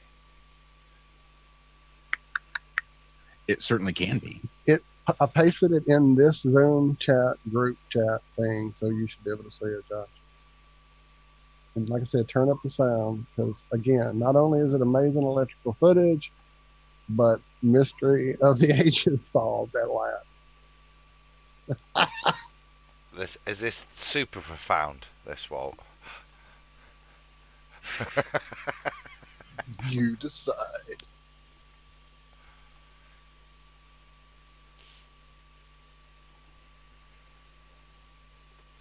I'm going to mute up. And thanks, Ace. Appreciate this. An electric current so powerful it caused a hair to stand on end while you're on top of a 14er. It happened on 2 different mountains this past weekend. And Denver 7's Jessica Porter spoke with the hikers and explains how to keep this from happening to you. That was my 10th 14er, but that was craziest one. John Savage and Anna Duncan thought they did everything right. They left early Sunday, checked the weather forecast, and brought the right gear for their hike up Mount Evans. You look at the sky, it's bright blue, everything's great. Then it got bad. At nearly 14,000 feet, a storm started moving in, so they rushed to the parking lot near the top to get a ride down. I see you. This picture of John's hair standing straight up. I was hearing crackling inside of my head and a weird buzzing whistling that gave me the willies. By walking poles that would tingle and there would be a shock. It would be about 50 volts that would arc from the metal to my hand. That was crazy. I didn't realize my hair was up on end. The same day, Lori Corliss says she and over 30 hikers were running down Mount Princeton for their lives. With no clouds or lightning, they started getting shocked by electricity. We all started feeling our hair stand up. Skin was tingling. Everything was zapping us, the backpack, the poles, and we just screamed, said, everybody, run. Chief Meteorologist Mike Nelson says you are 4 times more likely to be struck by lightning once you're above the tree line. That's literally ionized particles going right to the ends of your hair, basically waving at the heavens saying, strike me now. John and Anna made it to the summit once the weather cleared up. As if the hike wasn't memorable enough, John popped the question at the top. I had a complete My face probably turned beet red, and I was laughing and then crying. They're warning to even the most experienced hikers, start extra early. We were hiking by 7, but I would have started earlier. I think that's the key, is like start hiking before even the sun comes up, because those afternoon storms, especially this season, has been off the hook. Jessica Porter, Denver 7. That's awesome, Ace. Many thanks. Yes, Ace, you win. You win. That was amazing. First forever.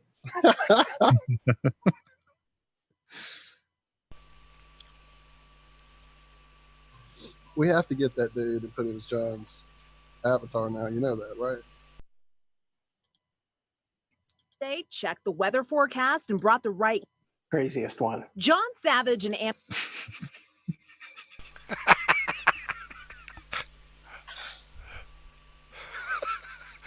See, now we know. Thanks, Ace. No, I'm British. Yeah, right. Uh-huh. It's all been fake, hasn't it? John Savage and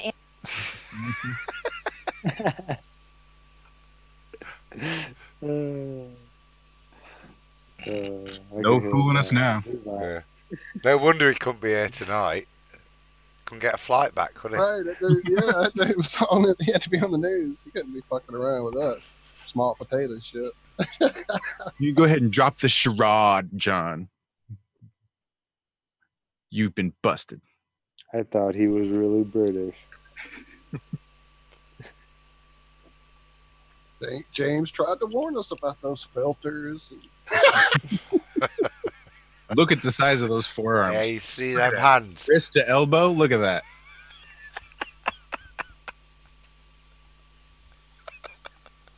Oh, I needed that. That's great. Thank you so much, Ace. Oh, great. John Savage.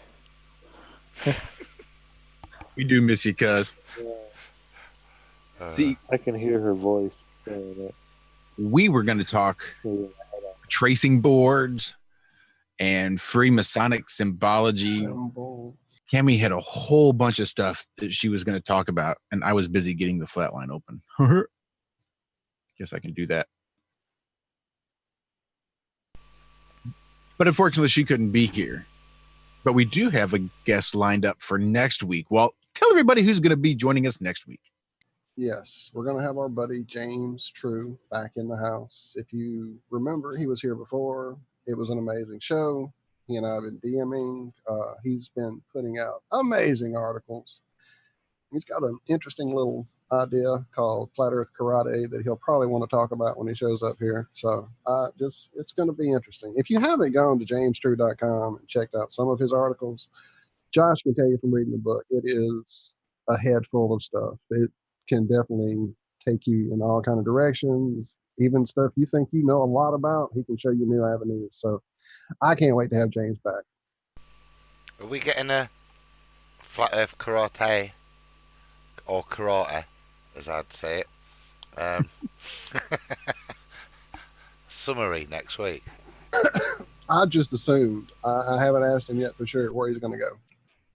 Again, he just put out a new article today, so it could be, man, his mind just, it has things that have to come out for sure.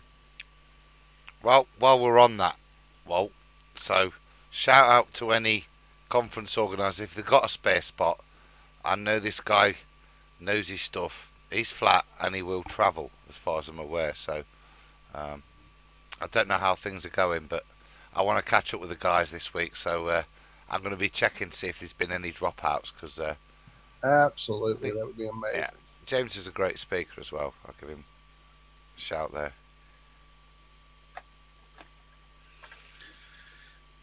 Yeah, his book. book. Here I am trying to catch up in chat. I'm sorry, I'll stop. His book is something else. It is definitely orchestrated. It is well put together. Each word, each syllable, it seems like, is very specifically and with care and love, it seems like, placed in this whole book. You can't just sit down and read through it and really grasp it. I suppose you could probably sit down and read the whole damn thing in about 2 hours if you really put your mind to it. It's not a gigantic tome, but the construction in and of itself, it's so dense. The material, the ideas behind it are dense that it to even try to begin to get a grasp of his book, The Blueprints of Mind Control. It really takes some time, not necessarily effort, because it's an easy read. It's super enjoyable. But again, there's just so many things to think about in a few words. I don't know. I cannot begin to describe it. I can only say go out and try to get a copy of it yourself. I sprung for a few extra dollars and got an autographed copy. Do what you want, but I highly suggest one way or the other, you try to read some of what he does, because it is awesome stuff. He is, I think I've seen someone call him maybe the Steinbeck of our times, or it was the Hemingway of our times. Now that it comes out of my mouth, someone called him the Hemingway of our time. Just the way that he writes, it is highly. I know that's crazy, because somebody in my Twitter group here just recently was saying how they reminded him of a Hunter S. Thompson, just not quite as deranged. Nope, I can definitely see a real gonzo aspect to what James is doing. But I really hope they can find room, make room, get room to have him come aboard, because I think for him to get out there and try to get this message out would be super, super powerful. But we have look forward to him telling us a little bit about it next week. It's not even been that long since he was here. What, a couple months? Not too long, about a month ago, month and a half.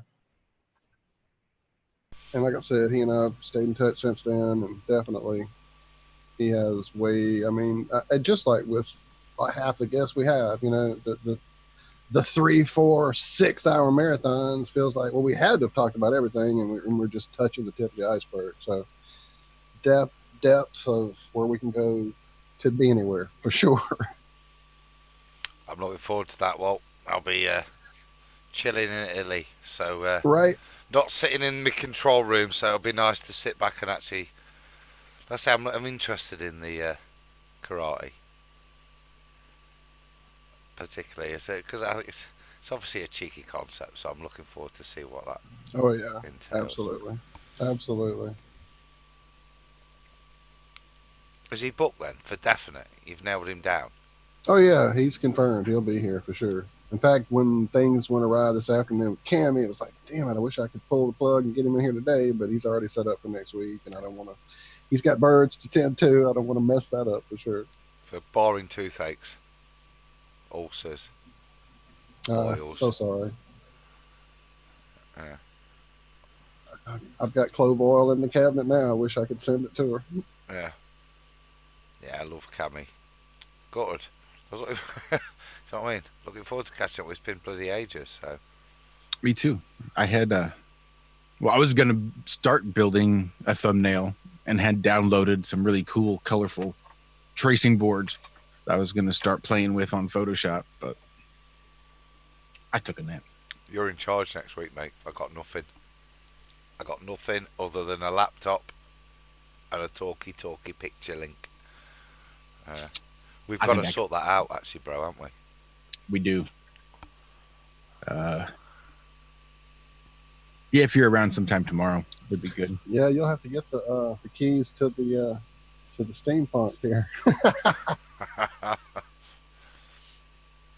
I'm guessing Josh is going to take all the simple stuff and build his own. I expect a full rebuild. Yeah, I'm not even sure. I can never be sure myself. No, but we'll get that sorted. I'm seeing some things in chat. Let me see. I've already missed one earlier. I was going to tell everybody. It looks like.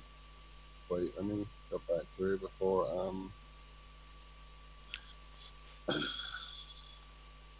Hang on. My chat has frozen.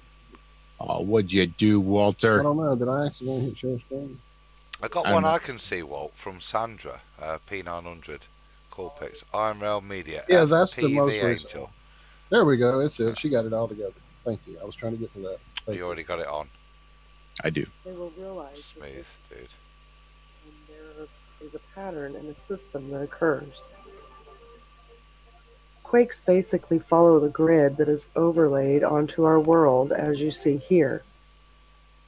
This is due to what's happening below, as we have been saying from the mechanics of the underworld. The systems down there are using an electromagnetic mechanical energy to work and create the processes we see here on surface. This is a grand scale of perfection that we cannot comprehend. As the energy moves along that is producing our luminaries in the heavens, a switching of the magnets below is occurring. As each cycle of the magnet takes its course, there is a switch that we will get very deep into in our next video. This is where the vibrations will occur on surface. This energy is running along the grid, which is the actual plates of the world. This is likely a massive iron grid. So how do I figure that? Well, because of the plate that Jimbo found quite a while back in Greenland. A massive plate coming out of the ground that happened to be exactly where the grid is here in the map. That was just one small piece of the grid exposed. The pressure coming from below will cause a rise. We see this quite a bit from earthquakes as the land rises. Now, as this pressure is moving along, it will work similar to if you had a large piece of sheet metal and say one person at each end. One hits one end and the other hits the other end. There will be a jolt from each hit of each end, but there will also be a third effect, and that is called the fulcrum point. Both ends will then vibrate to the center where the third jolt will release, which is what happens in quakes. If we get two quakes, the center fulcrum point will receive the third. Now, there are certain spots that repeatedly get hit with deep quakes. This is showing us the layers of the underworld and the size of the technology at play here. The deepness ranges between 700 kilometers to 10 kilometers in earthquakes. The majority of quakes are around 10 kilometers deep. The very specific areas of deep quakes do show us where the larger pieces are, though.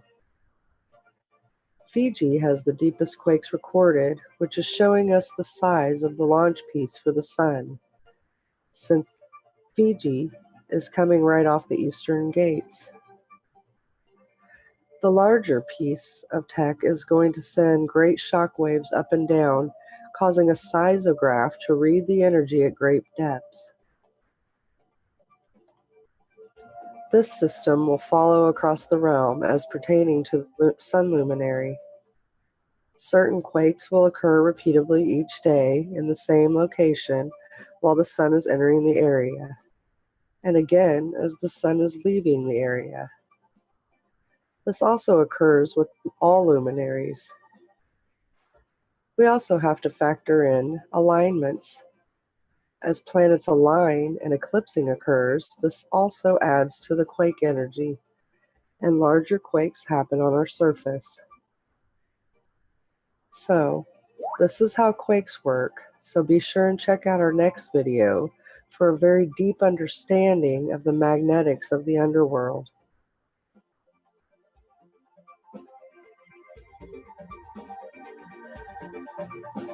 So it is an iron room. It is an iron realm.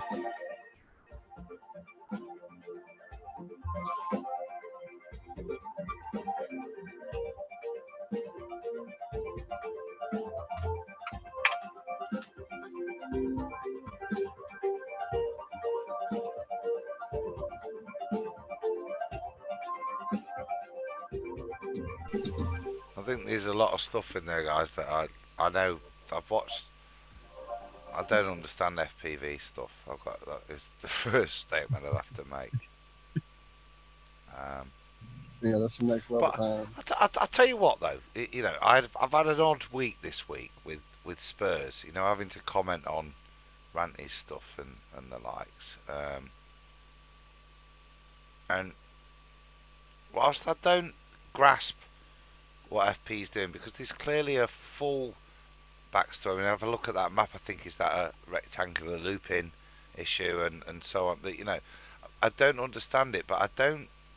And I'm not having a go at Spurs, but genuinely, dude, help. You know, I've heard you rambling all over. He was on Dell's tonight, and I genuinely don't know what he's on about on stuff. And I think it was hard to try and comment this week on what Spurs was on about, if I'm being honest, because it was confusing at best. But if I look at FPVs, if I watch it, if I'm being honest, I sit there and I feel a little ignorant. There's clearly an understanding that he's discussing in that. Right. That I'm missing that underlines the point. Yeah. Well, I definitely feel that way too at times with that, like you say, just it's stuff I haven't fully had the backstory on. And earlier in chat, LPV was saying that they intend on doing a video coming up about rainbows. And then we got this link to the earthquake thing, which is great. So I invited, you know, whenever the video is ready, whenever the rainbow is ready, they could definitely come hang out, explain away. So hopefully that'll be in a near time. Sweet. Just let us know, essentially. Yeah. And then there was something else, damn it, I've lost it in the chat. I think it was. Before you move on, Walt, can I just echo that? Cause yeah, I'm sorry, go ahead. I've trying chatted to to find FPV in chat over numbers of years. Do you know what I mean? And I think that'd be great. As I say there, an ability to comment is born out of what I know is a lack of understanding of what he's presenting. That's not to say I'd agree with it. You know what I mean? But I would love to maybe give a shout out now and see if he would come and join us one night. You know. Look, if we're willing to spend time to talk about this stupid ass excuse for a story of landing on the moon. Right, indeed. And I was right. It was Joe Mama that has sent us some pictures into the Iron Realm Media. Josh, if you would check that. The email? In the email, yeah. I'm pretty sure it's going to be either rainbow related or lightning related, because that's when we were discussing all that. That's why I was trying to go back to that while we were still on rainbows and stuff, and I couldn't find the damn link. I mean, I couldn't find for sure if it had been sent. There's so much going on in chat today.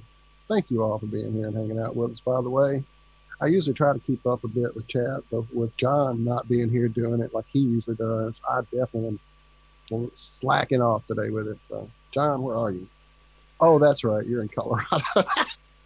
Sorry, I'm just looking. We've had a few emails within the last half hour. I thought since I put it in chat, we might. Yeah, Joe Mama, give us a clue, the email that we're looking for. I know, I see it. I see exactly who it is. I just see Gleam has sent us an email as well. Talking nice. Well, I thought that was Gleam telling us that George, not a clue. Joe had sent an email. I didn't realize that was Gleam sending emails as well. Send away, everybody. We love stuff. Heck yeah, I love getting emails. It's like sorry, presents. my dogs are going crazy upstairs. I hear that. Hey,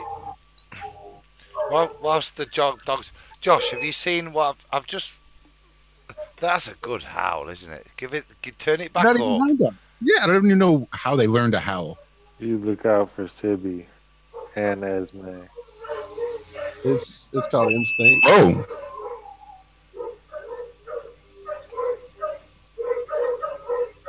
I got Hank talking now almost. He'll go,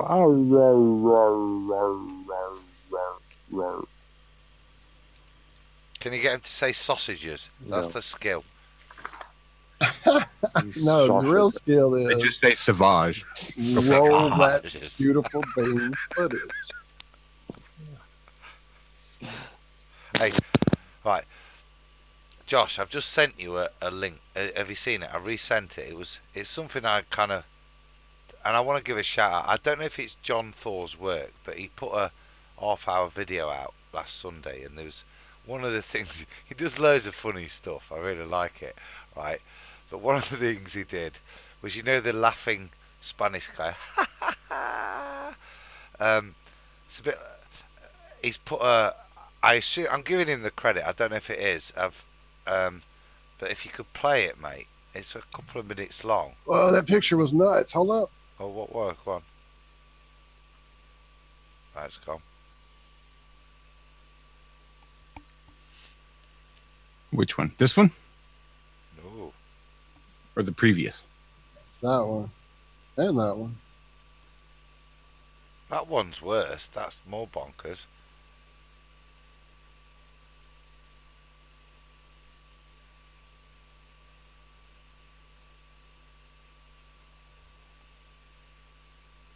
That's average bonkers, that, isn't it? That's yeah. That's your standard it feels bonkers. Like, it feels like that a one. Guz trail, Kimbo, whatever you want to call it. There's another. A few more pictures.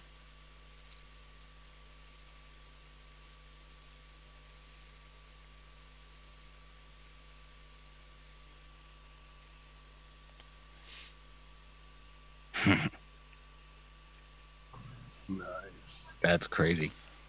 Wow. Nice.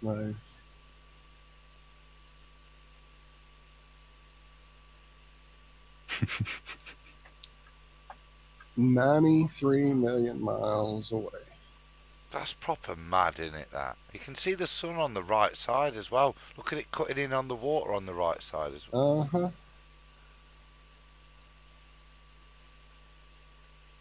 That is amazing. Is that from Gleam or from Joe as well?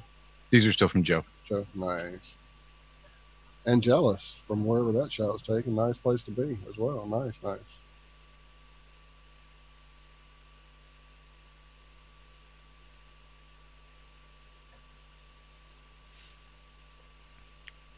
Wow. Oh, that's like you just Photoshop that one to Yeah, prove he your point, drew that Josh. shit out. Yeah. He drew that shit, right? That's awesome. But this is what you call passive-aggressive bullshit. This is how you rub somebody's nose into your good life. Hey, check out this rainbow. I just happened to come across. He's just on vacation. Don't give him shit, man. That's awesome. That is awesome. My God. Look at it die on the left-hand side. The I know, rainbow. I was thinking the same thing. So is that rain that's kind of slanting everything to the right? Gotta be. Yeah. Yeah. And that's what even caused it in the first place, just this brief shower during the sun time of here in the South, we call that the devil spanking his wife. That's beautiful, though.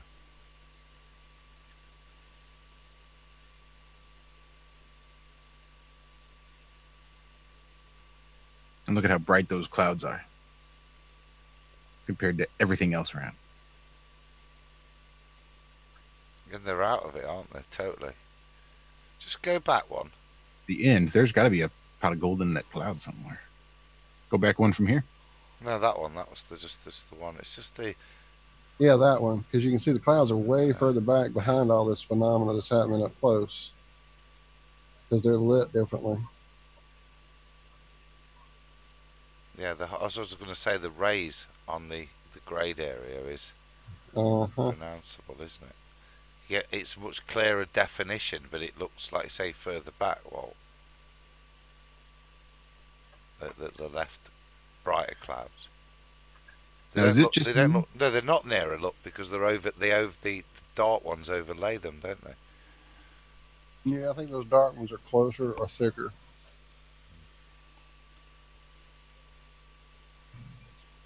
Joe's probably telling us in chat, but I'm not in chat. I'm looking at the pictures. Does it look like there's just this other band on the other side here? Or again, is this just me looking at rainbows too long? Now, I always think that there's colors that are beyond what we're supposed to see that I'm actually seeing when I'm looking at a rainbow. That's that thing earlier when you said it messes your head up. That's what messes my head up because I'm seeing colors that don't exist in a rainbow. I see them. Not that they're imaginary. It's a gray area. It's a color that doesn't exist, and I'm seeing it. So what the fuck?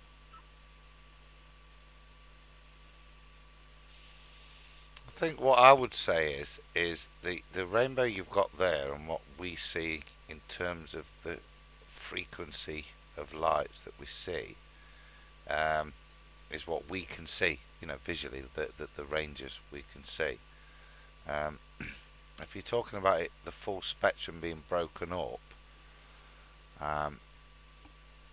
what you're seeing is a subtractive summative effect for you to see the colours. Now, in that interim tube, as we're calling it, even if we can't define the frequency in which the rainbow is split up and suggesting it's wider than it is, but maybe twice as wide, and that would maybe make sense because then it would probably meet in the middle on both bands. But if it was, but most of those frequencies aren't individually seeable like the rainbow spectrum we can see, but actually when you overlay it with the background, that's why you see odd colours, because there is that effect that other frequency is interfering just as much as the frequency is interfering for you to see the red, the blue, etc. And that's why you get that subjective shade change, because it is the much broader spectrum of the light frequency that you're seeing affecting the overall image.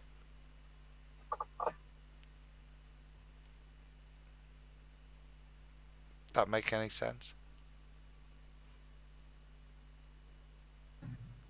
A little. Not enough for me to do anything with.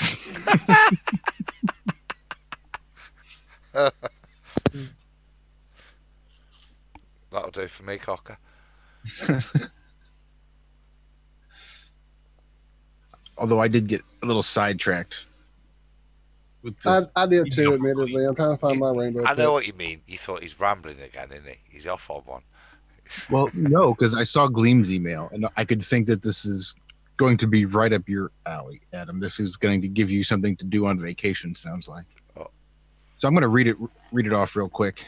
Hi, peeps. I presented this paper to George Noticlue, and he is going to debunk it shortly in a video.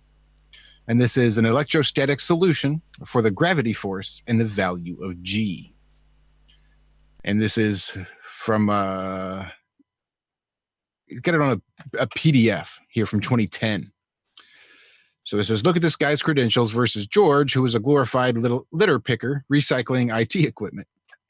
Morton F. Spears, 1921 to 2006, was known internationally for contributions to electromagnetic antenna and sensitive receiving circuit designs, particularly those applicable in the ELF, VLF, and LF frequency spectrum. A holder of many patents, his commercially successful technical achievements included original work for magnetic recording, remote radio signal timing and navigation, underwater electromagnetic signal reception and processing, and general low-frequency antenna technology.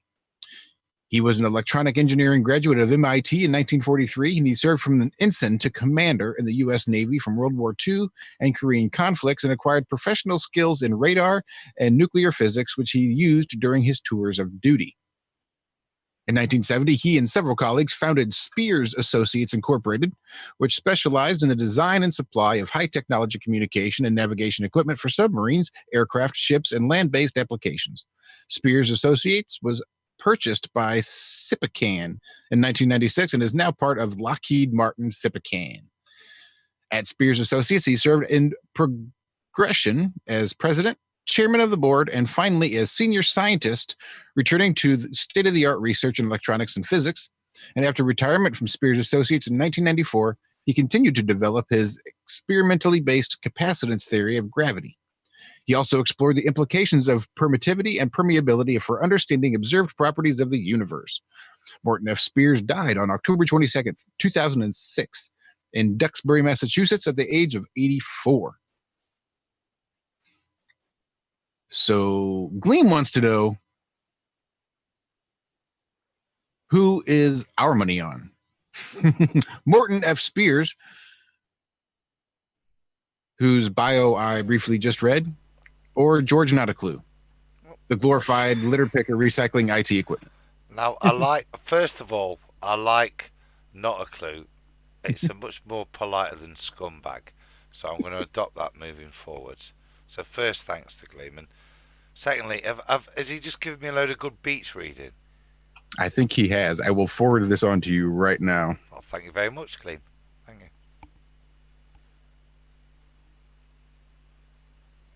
That's cool. Maybe it's something that could hit the round table. Because he does have there's a link to the PDF included, so you'll be able to peruse it whilst dunking your toes in the surf. I was thinking about laying on the beach with a beer, but that'll do. Yeah. Oh, not long, mate. Not long. So when was this? These documents from? Did you say 2000 and what? 10, I believe. Well, I guess that's what the PDF says. Electrostatic solution for G by MF Spears. Or the PDF maybe was put up in 2010. I doubt he did it if he died in 2006. So somebody definitely put this PDF up there. So it's probably obviously a lot older than that then. So that's cool. That's what intrigued me as to whether it was a modern input with the electro universe, or whether it was I think so. If he died in 2000, he's not writing it on his deathbed either, is he? Do you know what I mean? It's going to be a bit older, isn't it? So yeah, cool. And he says he retired in 94. So this could have been his work. Well, he says he continued to develop his experimentally based capacitance theory of gravity.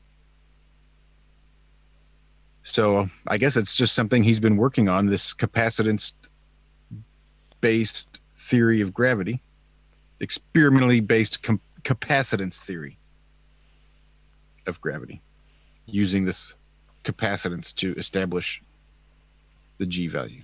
You see, that's when you shout, Zach! Zach, what does that mean? Yeah. Well, a capacitor is two thin sheets of metal, usually with some kind of something in between them. And one side will be positive, the other side's negative, and they're just rolled up. So pretty much what what's his name? Walter Lewin says when he was teaching at MIT. Pretty much the flow from a positive to a negative in between two plates or whatever you want to call them, two something. There's a positive above and negative below. It's what it sounds like to me, at least. I mean, that's what a capacitor is. It's just two real thin sheets of some, usually aluminum, I think. Something, I forget. But they're rolled up, and that's why they make those little cylinders. Well, I forwarded it to you too, Zach. So if you want to take a look and download that Yeah, I PDF, definitely will. Yeah, I'm going to for sure. it's sitting in your inbox as well. Walt, if you want to read it, I'll forward it to you too. Cool, thanks. Sounds like there might be a text or two over my August break where I weren't going to do anything, Zach, but look forward to it, bruv. It's intriguing, that, because it is what we've been discussing when we talk about postulating, for me, causation of direction with regards to density. So I'm looking. Oh, thanks, Gleam. I look forward to that. Yeah. You can call it gravity if you want, Adam. It's okay. I mean, we're gonna have to call it something. You can think of it that way for sure. Yeah, we're gonna have to call it something. This thing that makes it. It's not mass attracting mass. It's not time bending space or whatever. We know that. But we're going to have to call it something. I think it's more a militant protest not to use that word. I have heard dropity, and I kind of like that, but I don't know. Yeah. Well, let's wake everybody up to the fact that, like, at least mainstream science, then we can discuss terms on new names of it and stuff like that. I think but they're not going to have any clue what we're talking about if we start making up our own words.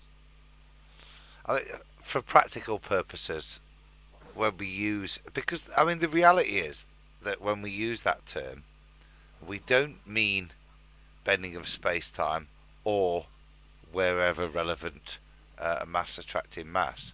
What we actually mean when we use it as human beings is shit falling to the ground, shit goes down. Mm-hmm.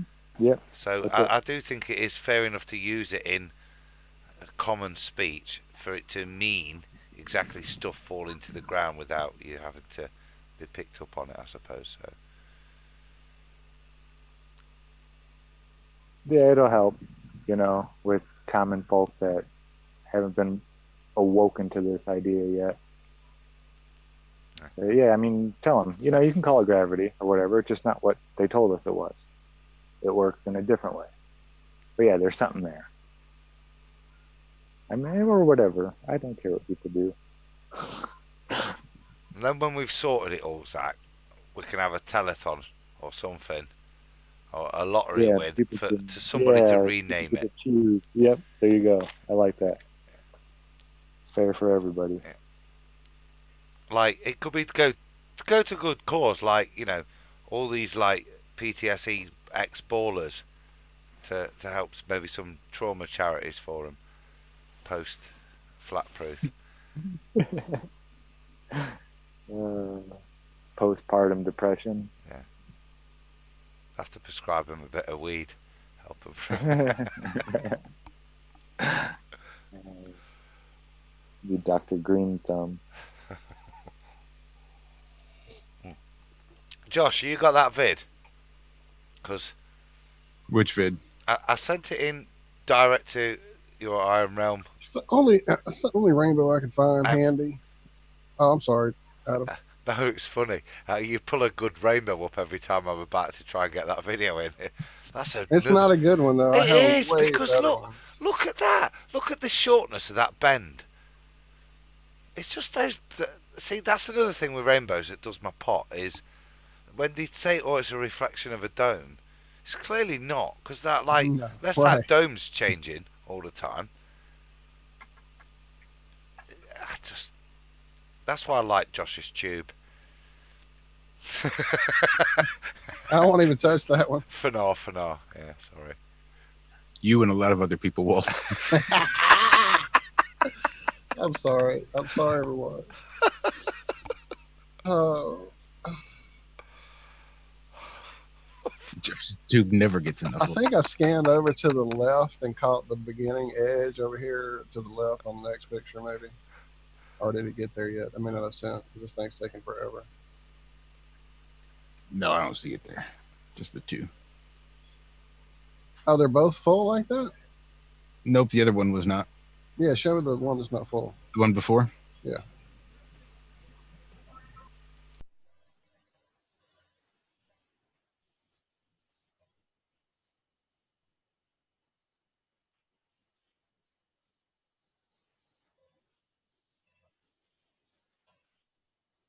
That should be it, yeah. Yeah, so that's the same rainbow. I just scanned over to the left trying to see if I could catch where it was, because I could see the tree. I mean, I could see it in front of that tree over there. And then somewhere I've got a video of that where I did play with my ISO and adjusted it, and you could see the tree, the rainbow through the tree or whatever, tree through the rainbow, whatever. But it's not showing here on this picture. And the video that's accompanies this is not in this folder for some reason, because I keep my stuff in well organized. I can't find ever ways of organization. I can kind of make out the coloration in the trees. With the rainbow. A little bit coming down through there. You can And see again, the I yellow. have so many rainbows. If I could ever find the damn folders that they're stuck in, I thought they were here in this same place. It said rainbows, and that's what's in there. There's 4 or 5 you see. Oh, there's 3 or 4 more shots like that. Hang on.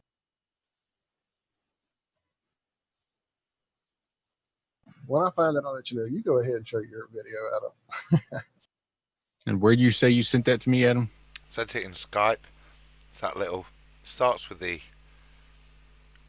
no curve drop. Gotcha. Yeah, so it was John Thor that I saw it in one of his videos, and it's just a little clip, and it's like I said, it's a rehash, but I just thought of all the Gravity and Cavendish stuff, this one just really did absolutely make that. I want to see if this is funny. Play it, Josh. I'll shut up. I'm just downloading it. Whoa, easy there, partner. I didn't say play. Easy,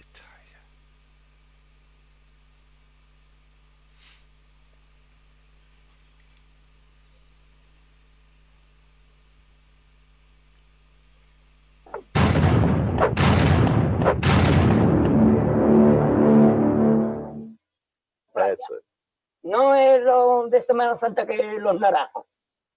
Y Risita, coge las 20 paelleras, las amarra y las entierra en el agua. Y acuérdate, a donde las echas, que mañana tienes que ir a por ellas. Y cuando salgo, era las 2 de la noche, había bajado la marea. La dejé amarrar, tal como me lo dijo, las tiré, le puse un palo. Dice, llego a la cocina, eran las 2:30 de la noche. Risita, ¿qué la has hecho? Allí ya está, jefe. Ya, pues acuéstate, que mañana a las 8 te llamo para que vayas a recoger las paelleras.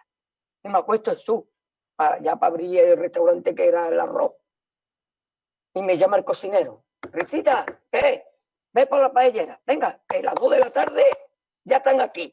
Miren, bañador. En las chanclas. Todo despeinado porque no me dio tiempo nada ponerme las chanclas y el bañador. Voy a la playa, había subido la marea.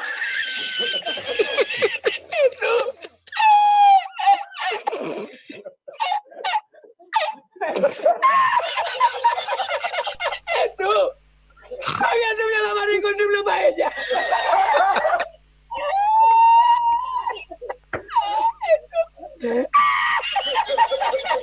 Y la encontré porque estaba la paellera agarrada metida entre las piedras de Chipiona, de Faro.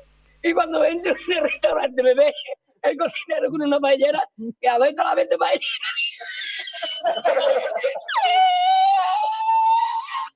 ¡Asómate, mira dónde llega el agua! Llegaba el agua hasta el restaurante. Había subido la marea.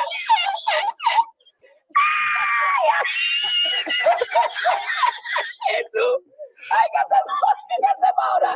Con los 2 sacos de arroz. ¡Ay, llama para Sevilla! ¡Llama a Sevilla que traigo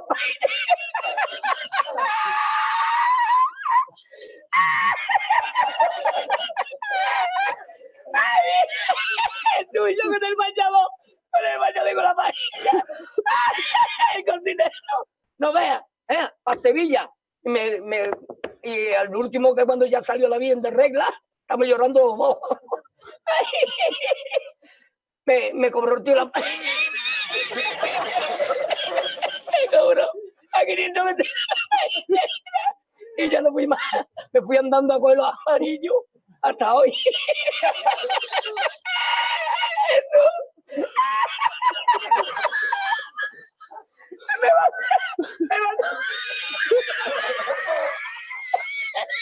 Me mandó por la noche, había bajado más el agua y por la mañana había subido. Cualquiera estaba donde está la paellera, ¿sabes? A lo mejor está en el barco ese del petróleo. En el Prestige. En el Prestige ese.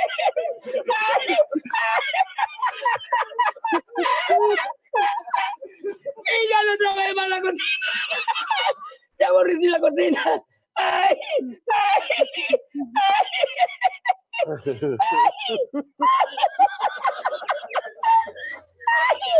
Pues no cobré nada, me dieron el dinero del bote.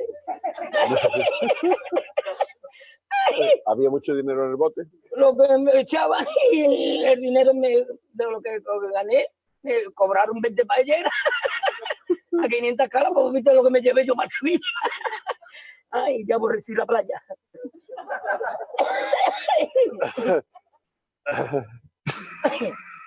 Hemos llorado los dos.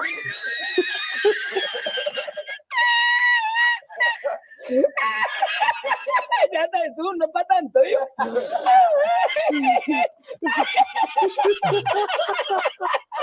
A ti yo no quiero arroz, tú, yo no quiero arroz ni en chino, vamos.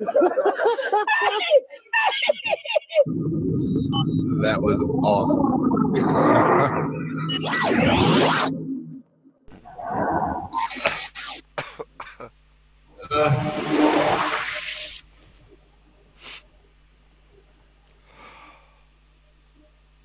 That was good. I'm crying with laughter again. It's so funny. It's so funny. That's the funniest thing I've seen in a long time. Same. I needed that good laugh. 2 balls from a roof.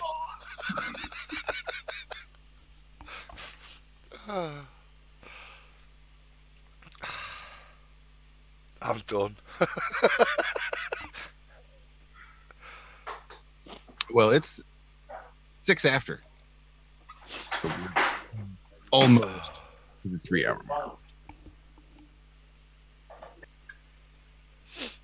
Excuse me a sec.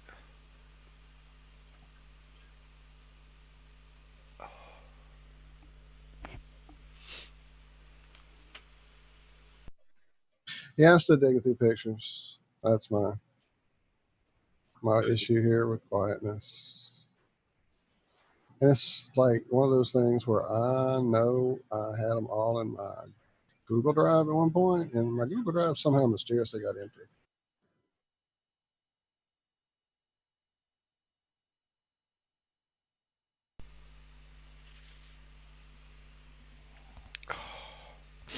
Aha! I found 2 more. Hang on. Is this one that's good? Not great. Shit. Hang on.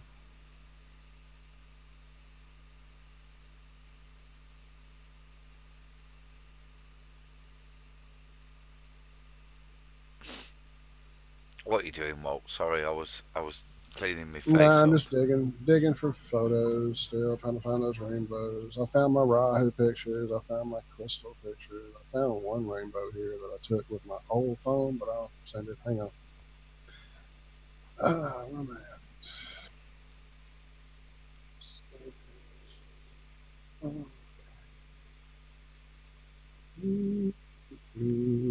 Where is the chat? Here it is. And where it is. Look over.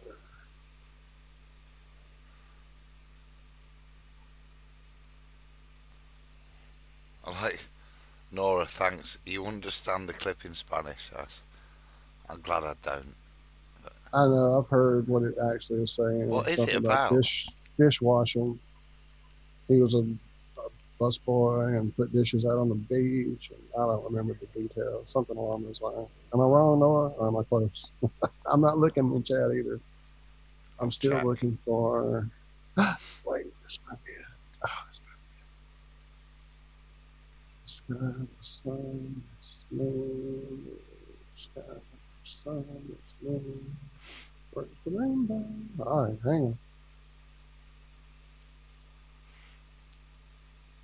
Well, I don't care if he's washing dishes. I just thought that was the funniest narration I've seen for a while. It was better than the Hitler version. You know, when they've got the Hitler kicking off and they did the flat earth version of that. I thought that's better than that. I thought it was cool.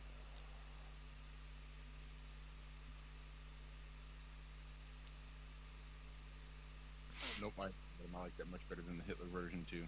Hitler version was funny. It was original, but that Hitler did not. Hitler doesn't make me belly laugh. That did. What happened to Josh's volume? It's gone quiet. What am I down real low? Oh, you were. You're back. Okay, I sent the picture I found. It's the full belly laugh from the I assume he's Spanish then, from the Spanish guy of two balls in a shed. It's just, that's class, man.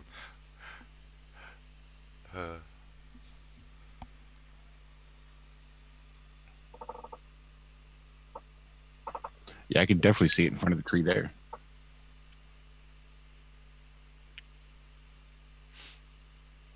Or do I see it also behind the tree? Right by the palm? Make it big.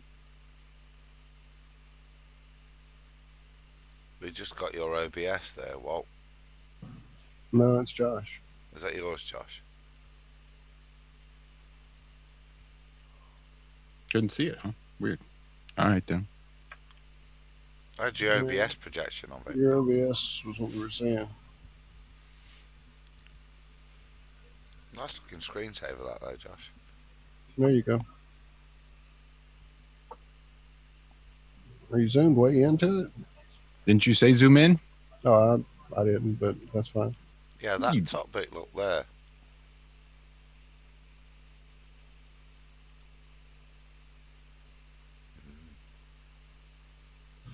That was the day Prince died, and we literally had a purple rainbow that day. I have a better picture of it somewhere too. That's all like the whole full rainbow, but I cannot find it.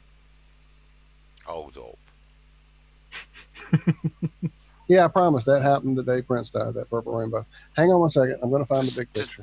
I don't want to ask you the question. Just make that statement clear. The day Prince died.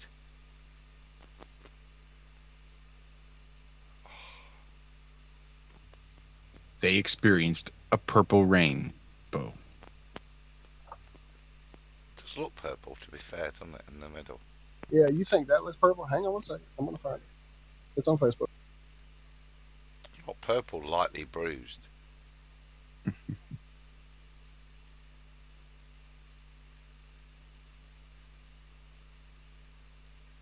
Prince ain't dead, though.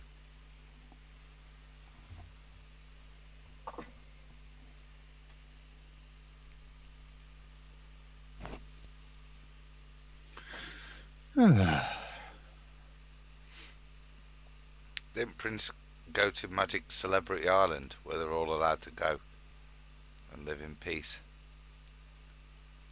after they've served their purpose? Not likely. I can't imagine Prince was going to be one of those. I think he was one that was out there speaking out against chemtrails, and he was started his waking up process quite a while ago. Matter of fact, before Kate of Gaia or anybody else was telling people, no names here, mate. Prince went and turned himself into a fucking symbol. He just took his name away and became a symbol. Now, do I know for a fact that's because he was studying the law? No, but it wouldn't surprise me. It was about 10 or more years ahead of my thinking then, mate, if I remember that. You know what I mean? Yep, me too. So you reckon Prince is like bumped off like Bruce Lee? Where does that leave MJ? That's the question. Probably, if I had to guess. I think bump off all day long, mate.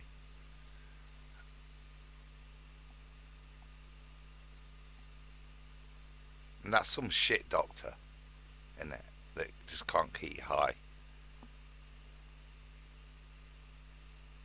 Yeah. You can't have them rat bastards just over-prescribing shit left and right. Eventually, you're going to have to be able to tell these doctors, look, learn how to prescribe. Mate. Don't prescribe at all. Michael Jackson's not buying these shit in the back of a pub and just necking a load, yeah? He's got a bloke administering it, getting him to the most peak, yeah? He's got his own private doctor. Some shit doctor, that is.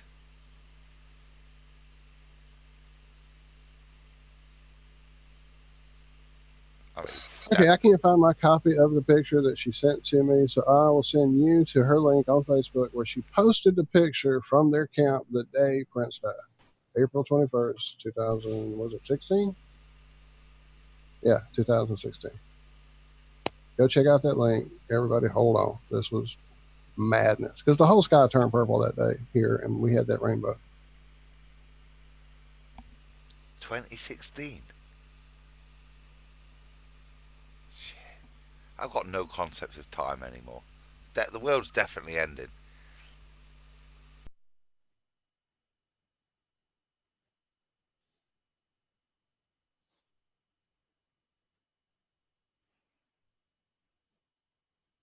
That's purple. Yeah, that's nice.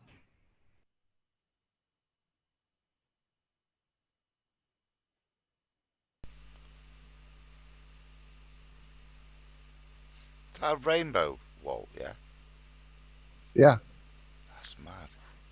Did you take that wall?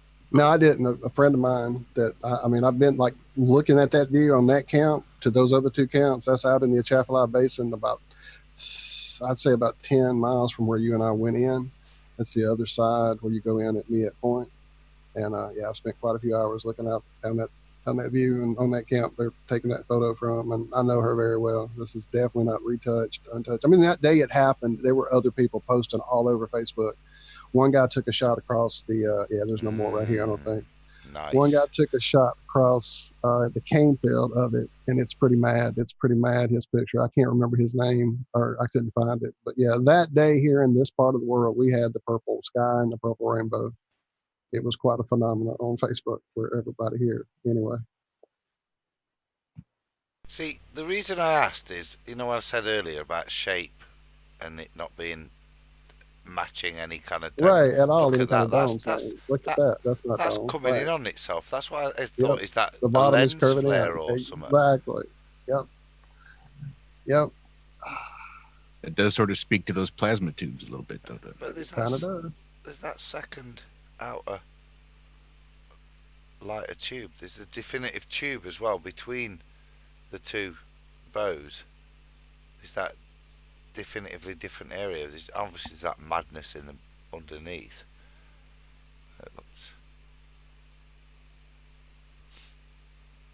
And that's on the day Prince died, yeah? Well, right there, April 21st, 2016, top right under her name.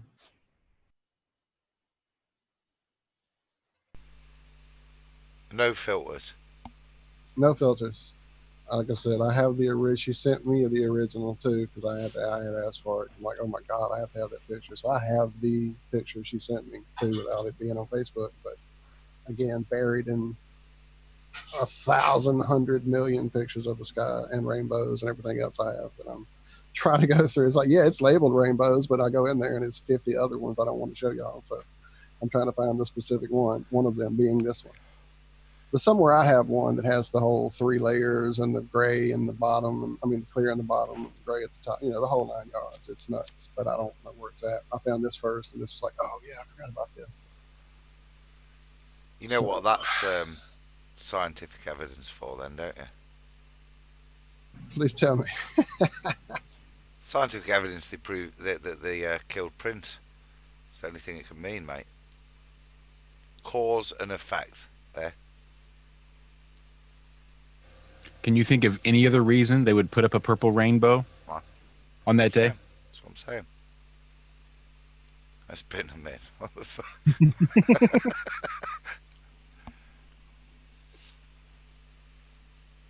Wasn't that yeah, I just saw it in chat when I got back. I say, wasn't that also the Queen's birthday or some shit? And everybody was like, oh, it's for the Queen. I'm like, man, fuck y'all. That's for Prince. And yeah, Bluey in chat saying it was the day that the Queen's birthday celebration and whatever. So Purple Rain. On BBC.com. How YouTube converted people to the flat earth. We know this guy. Top bloke, Dave. I know that dude for sure.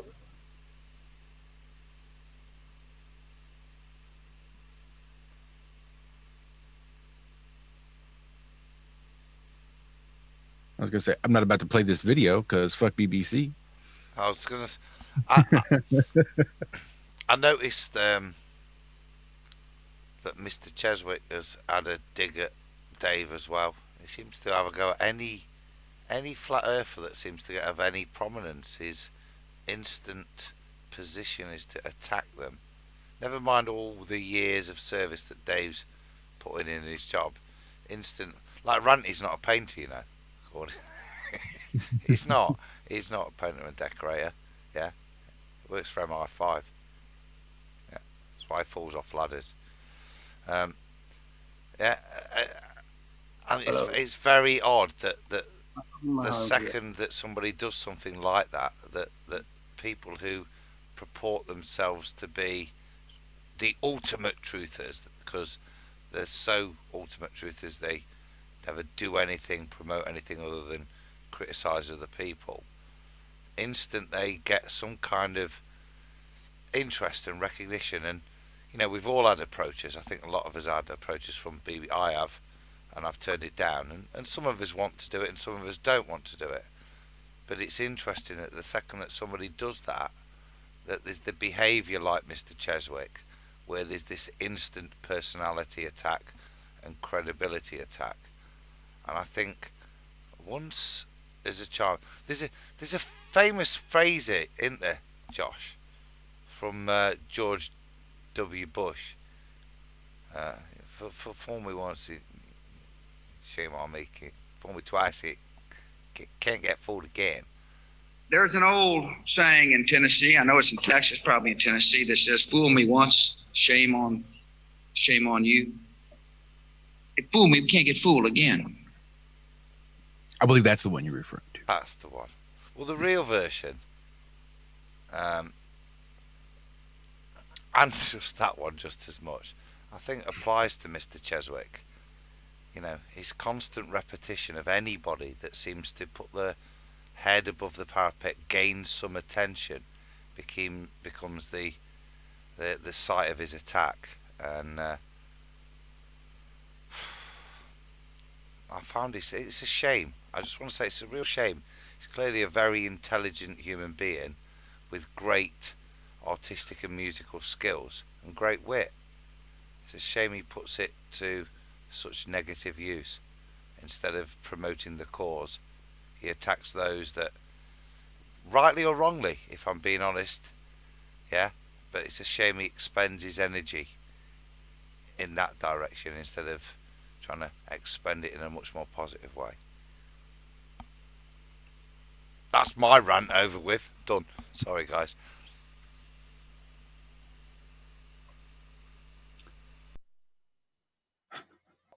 I love a good meek.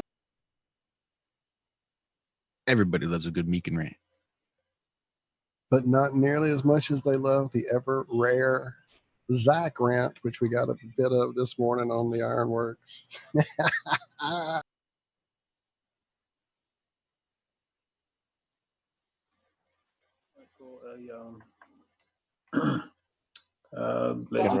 It's bound to happen.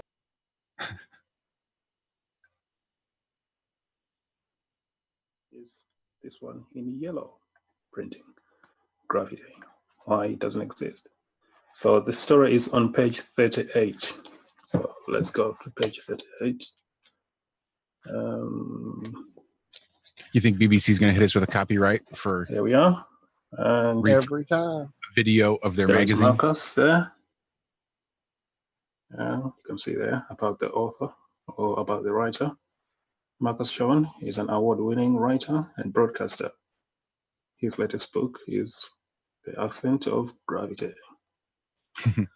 So it's a good name. Let's start reading. We'll read together. That's the trouble, isn't it, with a bad accent?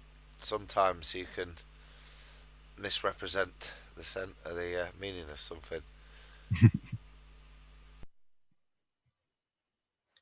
Well, I didn't really want to go through and have him listen to him read this whole article. I just thought it was interesting. And sometimes I forget what the hell it is I post on our Facebook page. So I'm just browsing, seeing what the hell it is I posted this past week. What's that? Guy Watch, I think. What did you ask, Zach? What magazine? The cover of? Yeah, what was it? Sky at Night. Sky at Night. Sky at Night. There we go. June 2017. It's the UK's biggest selling astronomy magazine.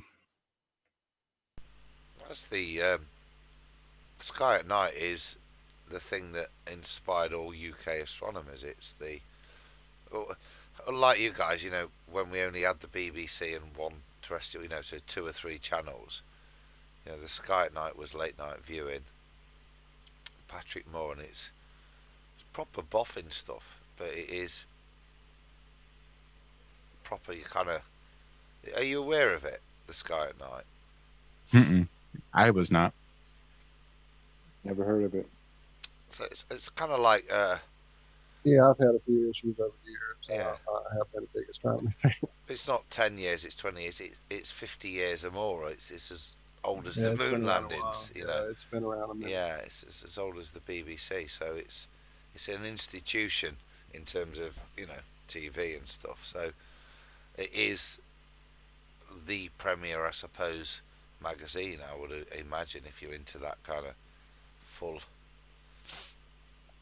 astronomy world. So I could probably go dig in a box and pull out 15 or 20 of them, truly. see, you know, when you're talking to ballers and they're so certain, it's odd, isn't it, that there is a statement like that on the front of Sky at Night magazine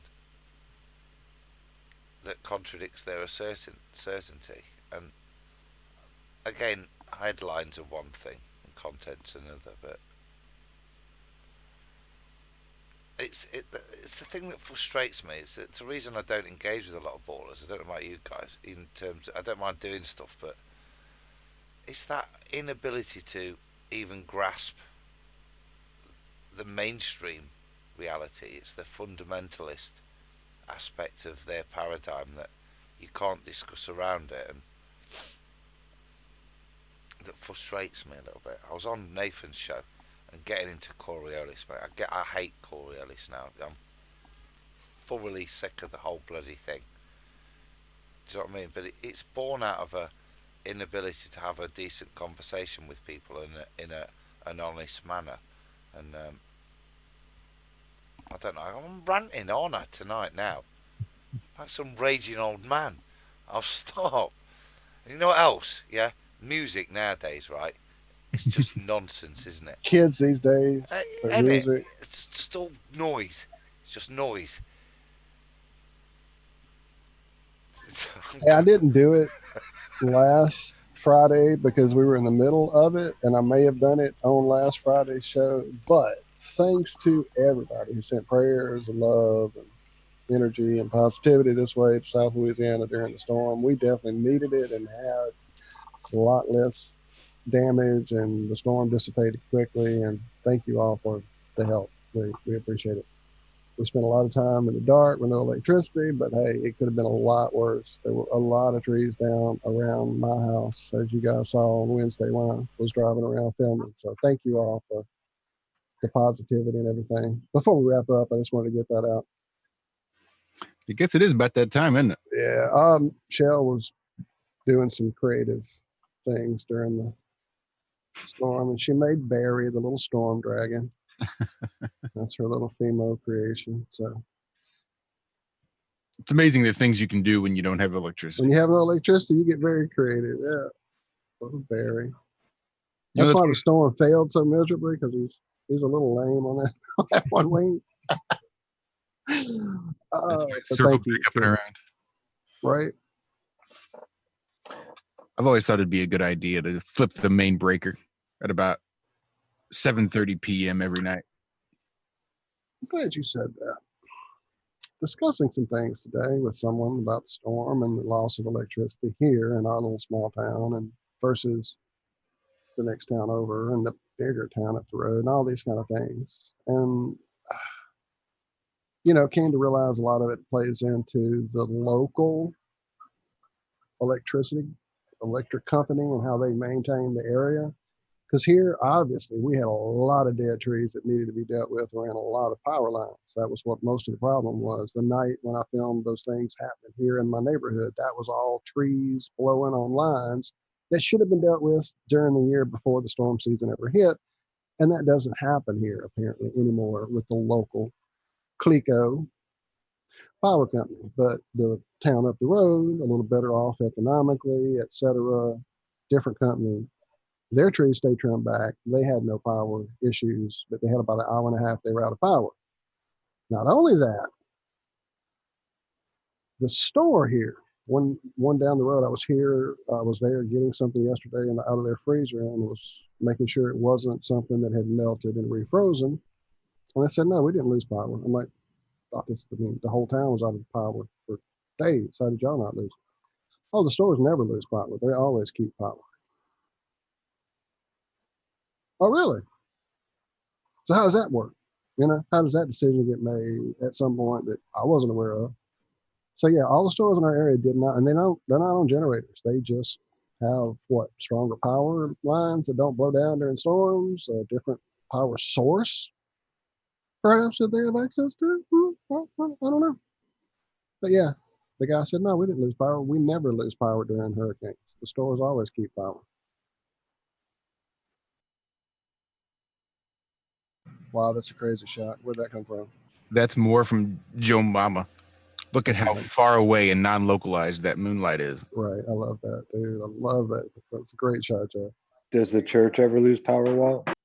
I doubt it. I bet if I'd gone over there that night, it would have been fired up. I didn't even think about it. Nope, that's a hell of a question. Just looks like a reflection to me. Look at that one. You look like a reflection. No. You're a reflection of your own inner, I don't know. Look at the state of them. Is that moon? Yep. Fudge eye here. Yeah, that's beautiful. It could be a reflection, right? If it was a parabolic dish, but not if it's a ball. Excuse me. I was going ranting again. I just need a holiday.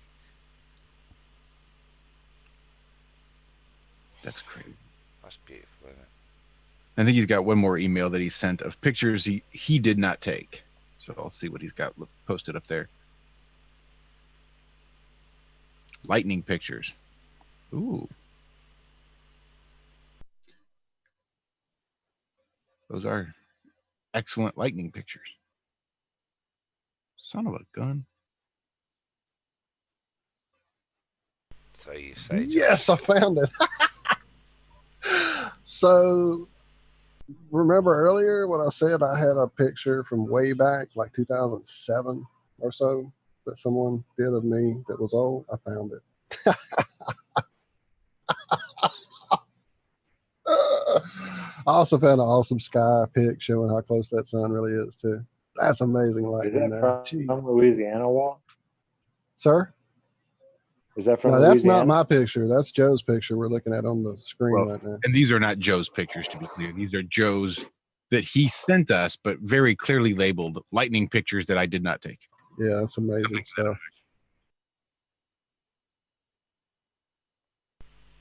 Look at the size of the buildings in the near. Look at the size. Just I know.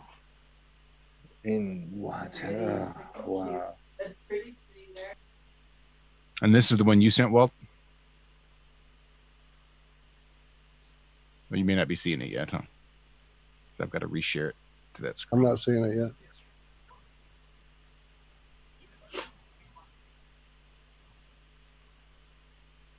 Yeah, that's one I took.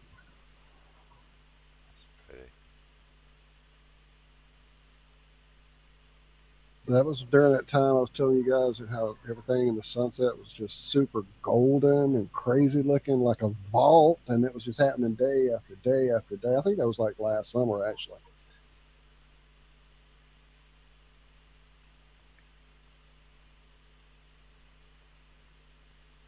It's gone. Only saw it for a sec. Oh no, it didn't stay up long. What happened, Josh? You broke it? Yeah, something broke.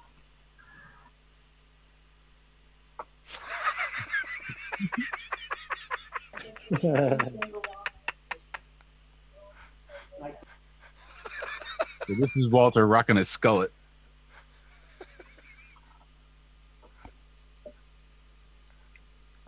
And this is what, 12 years ago? You said, Walt? Yeah, because I know when that picture was taken and when he manipulated it. That was like 2007, 2008, something like that. Yep. I'll 'Cause tell I you know what, where it then, happened. bruv. That's some comb over you've managed since then. Yes, sir. I work it hard, buddy. I love it. Rocking the skullet. It's getting a bit conehead, that. It's heading towards the alien. Well, when you gotta wear Oh, wait. Oh, you shouldn't have said it, Adam. Give me a sec.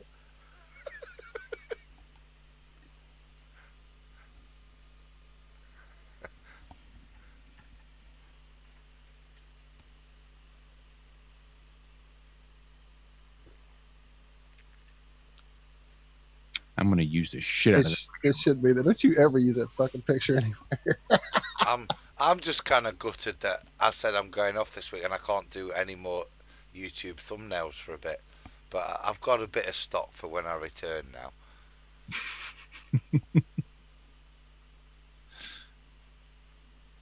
Halloween's a certainty, isn't it? Did you get the next one? Downloading now.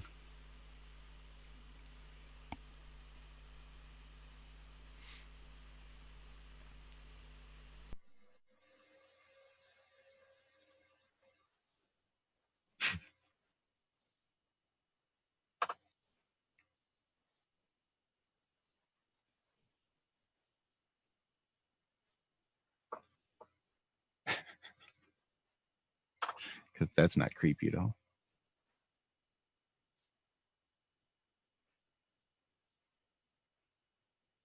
Were those glasses specialty made? Dude, you can only get those on regular selling. But was there not a time, Walt, where you'd have been kind of fantasizing about that prospect? Oh, dude, when he made this picture, that was my profile pic on Facebook for like the times I was using it. That was my profile pic. I was aliened up. I was loving it. Oh, yeah.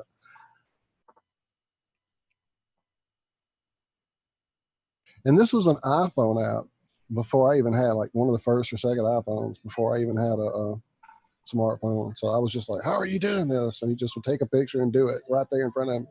I'm like, dude, I thought you had to have Photoshop and all that kind of crazy stuff. And he was just making them happen. So that's why I know exactly where from the background I was and when it was taken. And for sure, this is not a 2-year-old app thing that they, like you say, Josh, the timeline is distract because Epstein is, or is it Epstein? Stain? Is it Stain now? I think it's Stain. That might I think it's about to be. They won't let him out on bail, which means Epstein. Yeah. He's liable to end up Epstein. Just any consolation, Walt. If I was an alien, I'd do you. Thanks, I appreciate it. But I am drunk right now, so you know that's maybe not as compliment that it is. Yeah, that was. When I'm drunk, there's not many aliens he wouldn't do, so not that much of a compliment. The thing is, I've been drunk and I don't know how many aliens have done me. You're a galactic whore. See, that's the question now, isn't it? When Adam comes to the States, we're going to get drunk and play Truth or Dare. Oh, I can't wait. Adam's going to be running down the street naked. You watch. I'll tell you the truth, bro. Love a bit of truth. I've got no shame, mate. I'm not bothered. I'll still run down the street naked. Be a giggle. Everybody's doing it. Well, if they're doing it.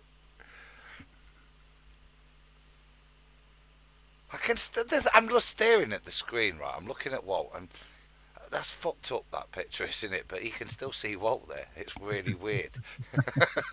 Yeah, it is. It's insane. It really is. There's another one he did somewhere that's not as old looking. It's just alien. Oh, there it is.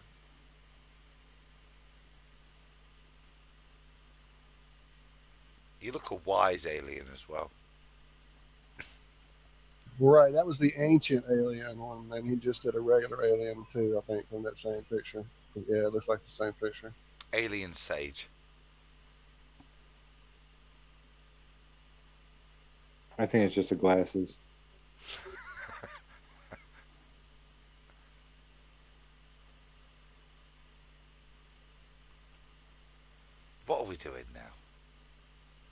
I just keep Have we got one more? One more Walt. Not quite sure what this one was.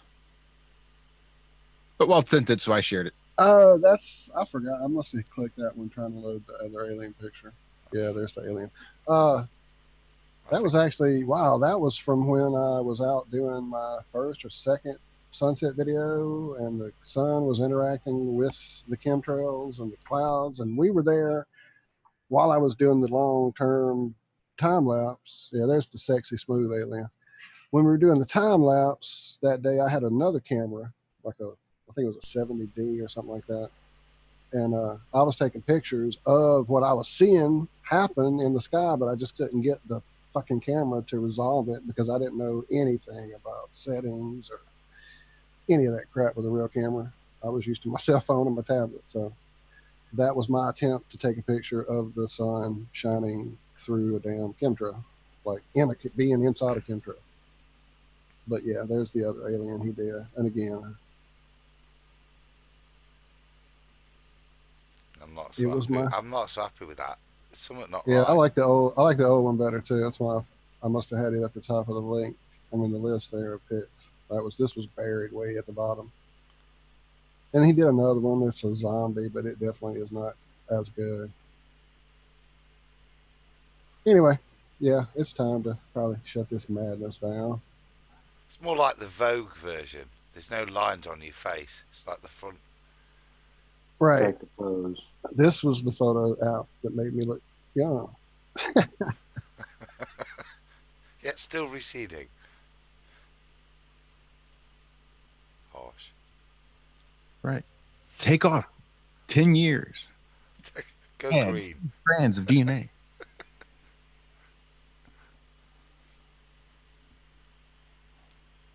What you can tell is that all aliens have little chins.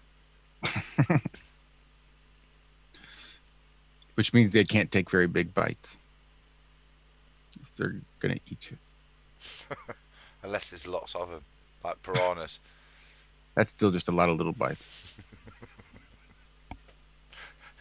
Let's go to bed. I'll go to bed. I think I better too. Right. I'll get OBS set up. What tune we gonna have, Josh? Because like Ranty's stolen Gravity, man. He's gone. Yeah, I don't know. He stole it from me. I don't told him. remember anybody asking me if he could. No, I told him Walt's got the copyright. Right, I don't remember him asking for the copyright. Or the, He just loves it. He's gonna get bored soon, like Savage did, surely.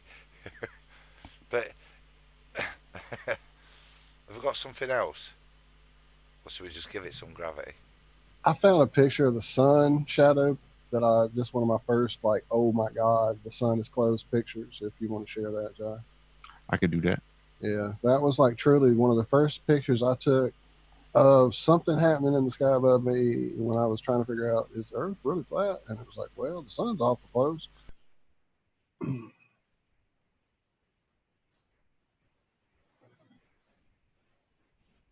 Definitely some weird shadows going on there.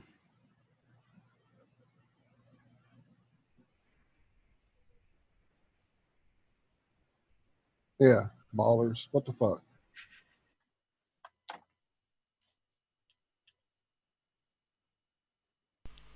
See, now if I was Walt back in them days, I'd be thinking, that's some alien mothership behind that cloud. Cloaked behind the cloud, right. I would have. Exactly. I surely would have. In fact, there's guys right now with channels that I noticed they're doing that. They'll go in, it's like, look at this shadow. It's got to be a cloak shadow. I'm like, man, that's the sun right there behind that cloud. Look at the shape of the cloud. Look at the shape of the shadow. You know, just think it through for a second. But no, they see the ships. So.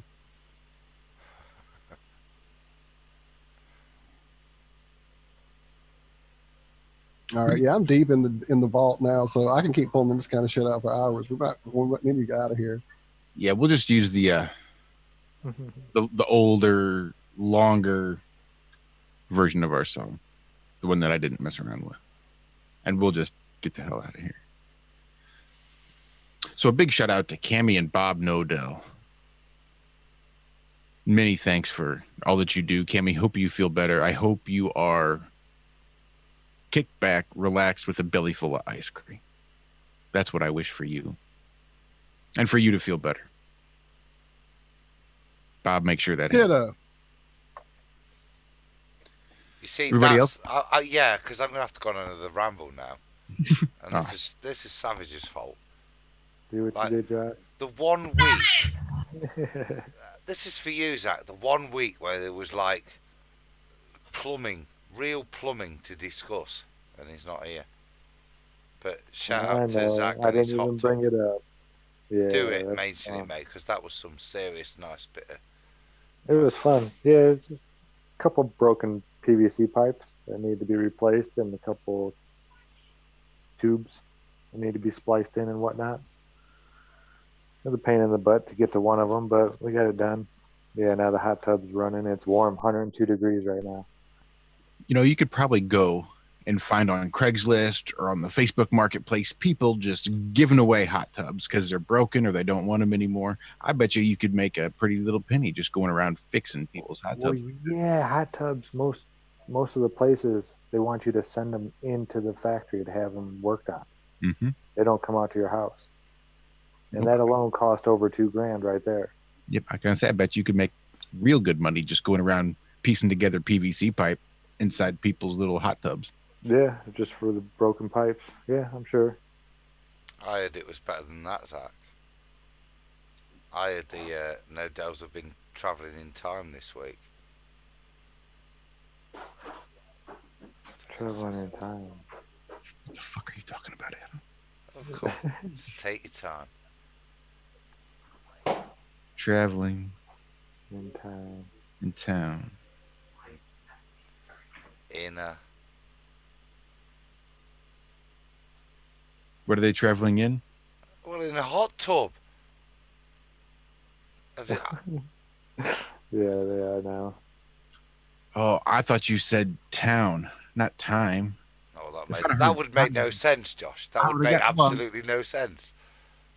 Hence my big long silence as I was scratching my head trying to figure out what the fuck Adam was talking about. You'd be right to pause. You'd be right to pause, mate.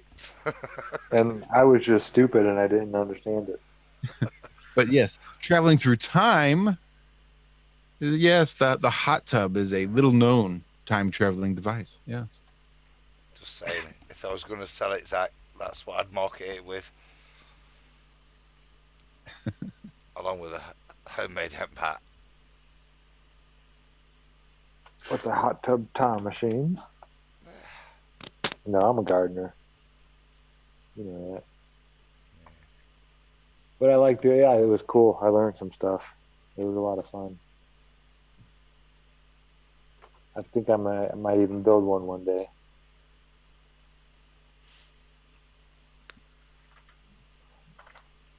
Plastic or...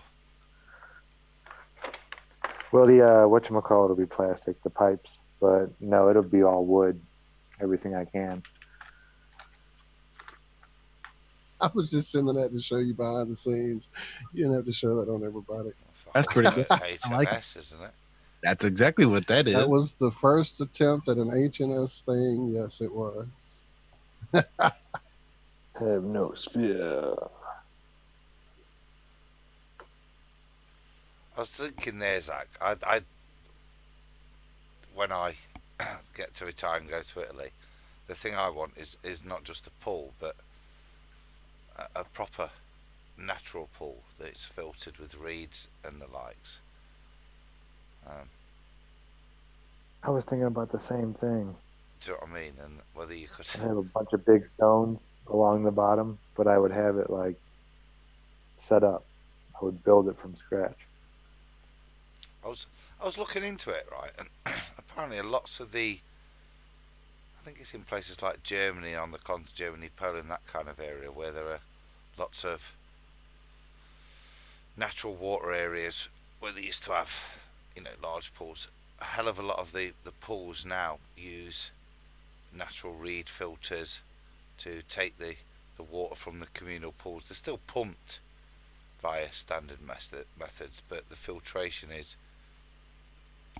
fully through organic reed beds of naturally growing reeds that then allows the water to flow back through and purifies it. So that's what I've been looking at in terms of, That's pretty awesome. yeah, something kind of self-sustaining rather than, I don't know if you could get self-sustaining bubbles for it, but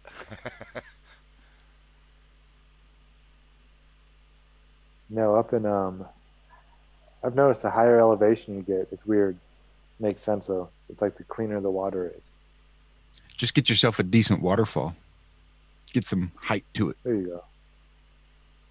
And just Yeah, that kind of purifies it. drag some bubbles down with it.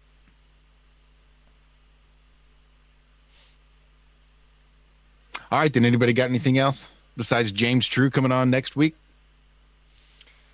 look forward to it, guys. No, it'll take too long to get there. I found a video that I've been looking for probably 6 months now that I had lost, and I found it, but it's uploaded, and it's only like 39 megabytes out of 167, so it's going to take a while. That's hot. It is hot. Should be done by next week then, Walt. I guess. I didn't realize it was going to be this slow. I bet it's because I'm going through the Zoom app doing it instead of just bringing it out of the real world into another Telegram type thing. That's why it's taking forever. And it's not really that important at all. I just know now that I found it. I know where it's at. I'll have it. Nice. If it's not that important, It's a UFO. It's what it is. If you want to see it, it's a UFO. now you need to save it for minus 10 minutes this time next week.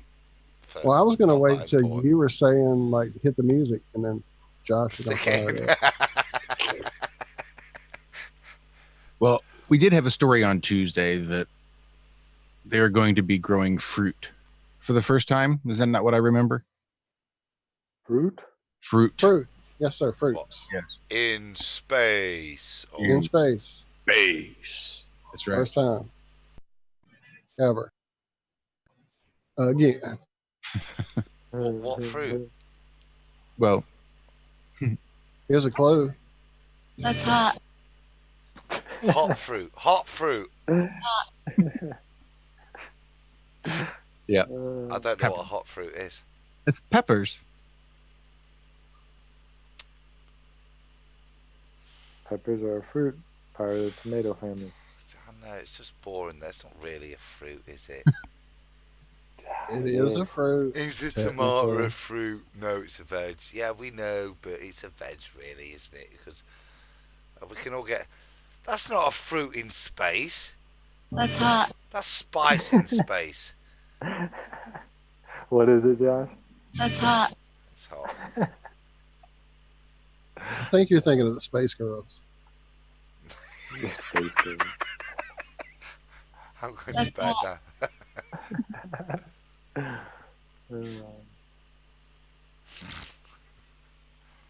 Right, good night, everyone. I love you all. It's been a pleasure. Love you guys. Good night. Love y'all. Thank you all for enjoying the madness over the last hour, because it's pretty much all it's been. But we love you. Thank you. Yeah, it's been an absolute pleasure, everybody. We will see you right back here next week on the Iron Realm Media YouTube channel for another exciting episode of Have No Sphere, where we have James True returning to discuss all the blueprints of mind control and flat earth karate. Hopefully. We'll see. Anyway, big shout out again to Bob and Cammie Nodell. And we will see you all right back here. It's been a pleasure. I'm done.